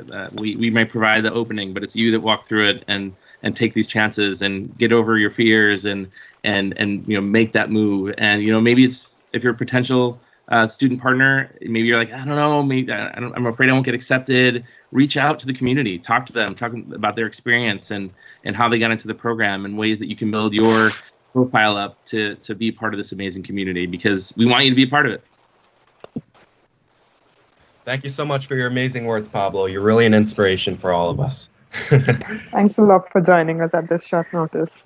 Hey, Simran. Hey, Simran. This was truly inspirational. Thank you so much, Pablo. Really speechless how you joined us and all, but we really appreciate everything from the community. This is a true, from the bottom of our hearts. We know you would tell us we did it, but we couldn't have done it without all of you. So thank you. Thank you. And oops, sorry, go ahead. Oh, no. I'm just thanking. We're all in that nervous state where we're with Pablo and we don't know what to say. All scripts will go out the window. This is soft script. No need to have anything to say. You guys are saying all the amazing things in these chats, in these podcasts, and I'm just glad that there's this opportunity out there for people to hear the amazing things you're doing. One thing I would add that I don't know if you talked about, we do actually, for the Gold Student Partners, we have a whole team dedicated to them, for them to get back and think about other ways to make the student partner community the best it can be. So again, I don't scale enough. I don't have all the diverse perspectives that you all do as students in the different parts of the country, different parts of the world that you're in. And so it's really, inspiring to me to see all the activity that the Gold Student Partners are doing every day to try to make the community the best it can be. Thank you so much. Truly inspirational. Well, that actually concludes our podcast for today. We got all 10 of our Gold MSPs, and I think we had a really wonderful time. What do you guys think? Can I just suggest that everyone in the call, if you have a question for Pablo as MSPs, this is your chance. Oh, yeah. Just fire off your questions. This You've is got the Pablo with you. exclusive chance. You know they're gonna send me a chat. If they have a question, they've already sent me a chat in Teams. So don't tag Pablo. Well, this is I disconnected from the YouTube thing, so I'll try to get back onto YouTube now and answer. We got one, Pablo. All right, so how can a community become inclusive? And I think this goes out to all of us MSPs, excuse me, including Pablo. Yeah, great question. How can it become inclusive? I guess more inclusive is the question. Well, I think that part of it is the female one, the women in tech. Right. I think part of it is a huge part of it is I can't possibly go out and see students in different universities in different countries, women's groups, women's tech groups. I just don't scale enough, and I'm really dependent on you as student partners to help the program do that. And really, it's thinking outside of your own community. I know we've been talking about imposter syndrome. I've heard talk about being afraid to take that first step, and it's sometimes easier to stay in your own community, your own university, and your tech clubs or tech groups that you've been a part of, and that and I just ask you to look at those communities and say, is this a diverse community? Is this community inclusive? And if it's not, be a leader in that, and try to take efforts and strive to make your own communities diverse. And in the meantime, go out to other communities, find women's groups, help form them. I know that in Kenya, there's a huge women's group that started with student partners that's had a ton of success in recruiting women to be student partners and just to be interested in tech. And it's so important in developing countries. In the U.S., I think it's kind of just known now that obviously we still have work to do in our numbers, but I think women feel empowered to move forward in tech careers and to do that. But in so many countries where that's not the standard, like hearing from me is not impactful because they know I'm a guy in the U.S. At a job at Microsoft, right? They need to hear from their peers. They need to hear from you. They need you to tell them, this is something that you can do as a woman. This is something that we need. We need your perspective. Listen to the women that were on this call and think about how they've impacted whether it be the student partner community or all the other communities they're a part of. They brought their diverse and perspective into the fold, and that's something we really need. And so it's really, unfortunately, I have to say it's on you. There's only so much I can do, and I'm doing a lot, and I'm trying to do a lot, but it's really on the student partners. You're in the universities, you're in the communities, and you're the ones that can inspire those women to and not only women, but other ethnicities or other groups that aren't well represented to help them be a part of the community. Yes, and I would also say it's the fact that you're such a great leader. Every time, just like, for example, now you're just jumping on a call, that just gives us so much motivation to continue to do these things every single time. This is the second call you've got on with us in this whole month for MSPInspire, and it's every single thing you do in that aspect, we are so grateful for. You are such an amazing leader, and I don't think it would be the same without you. And of course it wouldn't be. We've actually got Khushboo on here who has a question for you, Pablo. Sure. Yeah, so Pablo, I would like to know, we all have some tough situations and days. So how do you overcome those tough situations and keep going on? I guess everybody would like to know that. Well, I mean, some of it's because of the work that you are all doing. I mean, it's seeing calls like this that give me motivation and inspiration to say, you know what, I need to push through. And there's a lot of crazy things going on in the world today. Like, I just posted into the Gold Student Partners 2 days ago, or I can't remember what day it was now, that my situation at home is very complex now. My wife and I are trying to work from home. We have 2 kids, 6 and 2.5 years old, that are also at home with us, and it's totally disrupted our work. But knowing that I have a small opportunity to have influence in the path that you're on, and providing those open doors for you and providing these opportunities to inspire others, just gives me that motivation to say, you know what, doesn't matter what's going on. This is something that's important. This is something that needs to happen. It's actually, I feel like it's even more important today with COVID for these communities to exist, and for these calls to happen, to give inspiration to people that are stuck at home, and that may have an opportunity to learn or to skill up while they're stuck at home during this crisis, and to feel this sense of community, to know that they have people they can lean on and that they can talk to. Maybe they've never met them before, but like I certainly feel with all the student partners, I may not have met you in person, but I still feel like you are an integral part of this community, and a place I can go to and talk to people that care about the world and want to have an impact and make a difference. Wow. I'm speechless. Great. I'm speechless. Really inspire us all. We really, all of us look up to you. You're a great leader. We will meet you one day, Pablo. I second that. Again, it's I'm humbled to be a part of this community, to lead it, and I hope that I can be a part of all of your journeys, and that I continue to be a part of them, and that you all see that and try to, I'm trying to essentially follow Satya's footsteps, right? And so hopefully, I've inspired some of you to follow mine and, make this the best and most diverse and inclusive community that we can.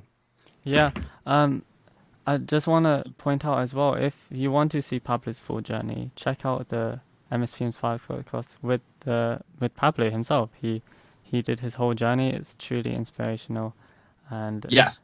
Yeah, I would also say, no matter what, even when we leave the program, we will always be your MSPs, Pablo. You will always be your community program manager and head manager of the program. And I'm so grateful for that. And I hope that you always feel like I will be somebody that will be available to you and help you in your journey any way I can. Thank you. Yeah, Pablo, I actually had something, or a question for you, rather. So there's obviously a lot of people in the chat, both MSPs and non-MSPs, and not all of us have really began creating an impact in their community or tried to begin. And so my question would be, just for anyone out there, what would you say, what's your advice for getting started with your community, starting to make that impact that maybe you haven't gotten to yet? I mean, it's a tough question, right? Because we're all so different. There's extroverts, ambiverts, introverts. There's people that are comfortable doing podcasts like this and setting them up and executing them. And I can see the energy and passion from you in doing that. And there's others that, want to have an impact that may not know how because they don't really have that energy. And that's okay, right? Join groups in your college, in your university, in your community. Join them and, be a part of them and take those steps and have an influence, join a group and try to influence them by saying, hey, we need more women in this group. What can we do to make that happen? Or we need to, focus more, or not more, but focus on a technology stack that maybe they're not currently focused on. Start small, take small steps, and do things that you're comfortable doing. I'm not going to ask any of you to just suddenly create a YouTube channel and do live stream to be a part of the program. I'm not expecting that, right? Obviously, there are people that are comfortable doing that. That's great too, and we want them to be part of the program as well. But just as important are the ones that that aren't doing that, right? They're thinking of other ways, that are skilling up, and that want to have an impact in their community. They come up with these amazing ideas for the Imagine Cup or for the hackathons that we had during our summits. And so really all of you are equally important, no matter what type of personality you have, and do what fits best with your personality. I mean, there's so many different ways that you can contribute. You can contribute on GitHub. You can find an open source project that you're interested in, passionate about. There's just so many different ways, and we're looking at all that. when we see these applications from student partners. Not only do we want to see, like, yeah, obviously, if you've done online events already, that's great. But we also want to see people that are contributing to their communities through the open source projects or through blogs or websites that they've created to give back, right? And all that can be done no matter what your skill level, no matter what your personality type. All that is at your fingertips. Exceptional answer. Well, thank you so much. That's on my end. Yeah, I think that concludes our session. So, I mean, thank you so much, every single person here who participated in the audience and as a speaker. We are, just students, and we're trying to grow and learn together. And I feel like this is the best platform we have to do so, and we're always gonna be there for you. So anyone you see on the screen right now, just reach out to them on Twitter. They're more than willing to help, and they will be always there whenever you need. So I'm really blessed to be among such great people in this call today. I couldn't ever imagine this would happen before. And I just want to correct you. You're not trying, you're doing it. So you're not trying to make a difference. You're making a difference. So thank you for all that you do. Thank you. Thank you, sir. Thank you. My heart. I'm literally speechless. Yeah, no, I'm like, when you finish a race, when you run and then you have no breath and you suck in the air, like I'm stuck in that position. Come on. Well, we had 10 really, really amazing Gold MSPs speak today, and I think this was a really awesome podcast. I think way beyond everyone's expectations, and we hit record-breaking numbers for viewers. Yes. Hey. Right now we have like 3 and 13 viewers. Right. It's amazing. So I want to thank everyone. Thank you so much for tuning in on today's podcast. There's definitely going to be a lot more. We got some really awesome content coming up. So, yeah, that concludes our podcast for the day. I'm literally just going to make a quick form for you all to fill in on Microsoft Forms. We want your feedback. We want to know what you want to hear next. So I'm just going to create a quick Microsoft Forms. It's quick and easy to make. Go to forms.office.com and you can make a quick form. I'm going to link that in the chat. So tell us what you want to hear next. I'm just writing it right now. Tell us what you want to hear next. And then all you have to do is put in some feedback. It's an anonymous feedback form, so anyone can answer it. Here's your link right now in the chat. So go ahead, drop us some feedback. Thank you everyone for joining. Thank you. I'm so sorry about that. I'm so sorry. Thanks everybody. looking forward to seeing some of you apply to the program and hopefully be members in the next cohort. So thank you all. All right, thank you guys. Enjoy your Saturdays.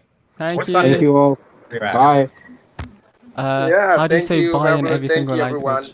That's not right. Namaste. Ni hao. No, I don't want to say it. We'll stick to this. It's fine. All right. Thank you, guys. Thank you, everyone. Cheers. Thank you, everyone. Follow everyone on Twitter. Reach out to us. All of you, Nandini, Shubham. Awesome. Hey, everyone in the call, say your name so they can on your Twitter handles. So I'll start off. I'm Salman MKC, bottom left. Go around. Everyone say your Twitter handles because match the voice with the picture. Dawuda Iddrisu. And just before I go more, I think everyone's Twitter handle is there, but Dawuda Iddrisu. Everyone can see his as well, just so you can see it. Yeah. So match your voice with the picture. So that was Dawuda Iddrisu. I'm Salman MKC. Go ahead, Eric. Which one are you? My Twitter. That's he doesn't Eric. have a Twitter. Well, that's Eric. That's the funny thing. I don't have any social media, dude. Yeah, I see. Why is there a logo for Twitter? Okay, we have Cinderella. Eric, maybe it's time we convince you that please create a Twitter. Eric, I thought you made a Twitter just for this. No. Feel free to fax me, or you send me handwritten letters, send it by pigeon, Eric might be one of those guys who sticks to a floppy disk for like 20 years before he moves on to USB-C. We're all about technology, but not modern technology. No. We're by pigeon, by horse. Who else needs to say their voice? Who needs to speak? Sundareshwar. Wait, do that again. Say that again, Sundareshwar. Sundareshwar. I'm in the middle bottom. Awesome. He's He's there. He's in the middle. He's next to me. Go, Mustafa. Speak. Okay, so Sambhav, come on. What's going on? Okay, I'm Sambav. I'm in the first, top left. So yeah, would love to connect to all of you on Twitter, LinkedIn. Yeah. Next we have It Hanzaila. was an awesome call. Yeah, cheers to entire MSPInspire team. Oh yeah, for we have a making this happen. mentorship Minecraft in 20 minutes. By the way, the chat Okay. is going nuts too. Okay, Dawood, go ahead. So I just want to say that I know this is not everyone can mention his social handle, Oh but my. we would do our best on Twitter, and I promise we're gonna make Salman, you're this. gone. We are going to tag everyone, okay, handle in the tweets. So look out for it. So just go to mspinspire.com. Twitter /MSPInspire, and then we will tweet about everyone's handle who was on the call, all the Gold MSPs for you to be able to follow them. Really, we've already posted about them, so you should even just check in the post and then follow each and every one of them. Salman, Eric, Sandarishwa, this were amazing people, and then Simran, Vidance, amazing people, all in the in the community. Ganesh, Nandini. So we'll just post the link there. So just follow us, MSPInspire, on Twitter, and then you will find all the other people to follow. Thank you so much. Any last word from you, the host, so that we just end it beautifully? If you want to sing, follow me on Twitter. My Twitter is Salman MKC. If you want to hear me sing, I might do something. So. What's going on? Why is this in the chat right now? Just have a look at the chat. Oh my. Okay, Salman, drop the video, and then I think we can end the session whilst we are here to have fun. Behind the scene, if you want to have fun, just in the MSP community, we love go to into connect. our MSPInspire chat in the description. Hang out with us. We have daily singing, perhaps, and Scriblio. We play stuff. We have music sessions, and yeah, it's fun. So yeah, I'm gonna play the video. Trailer time. Thank you again so much to every single person here. Check out all the MSPs who tomorrow are doing an event. 8 of them. One of them's in the chat right now, Nandini. She's part of the mentorship program. So yeah, go check out their event. Hope you enjoy that. All 300 of you, check out that. And yeah, I'm gonna play the trailer, and I really hope you enjoyed. Also, check out the feedback form. Before you play the trailer, we will be cutting this podcast into the various pieces, so you can listen to them easily. Absolutely. Okay, so you just come back here and then you can watch it. Listen to any of them. I will start working on that after this. Thank you. After Minecraft. Okay, bye. Good night, everyone. Good night, and good morning. Hola. Good day, everyone. Good day, Simon. Hi, bye.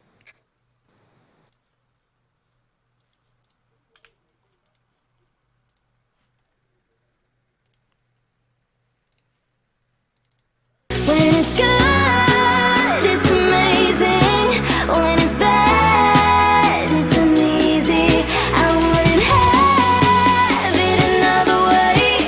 There's no other way. When it hurts like this, I like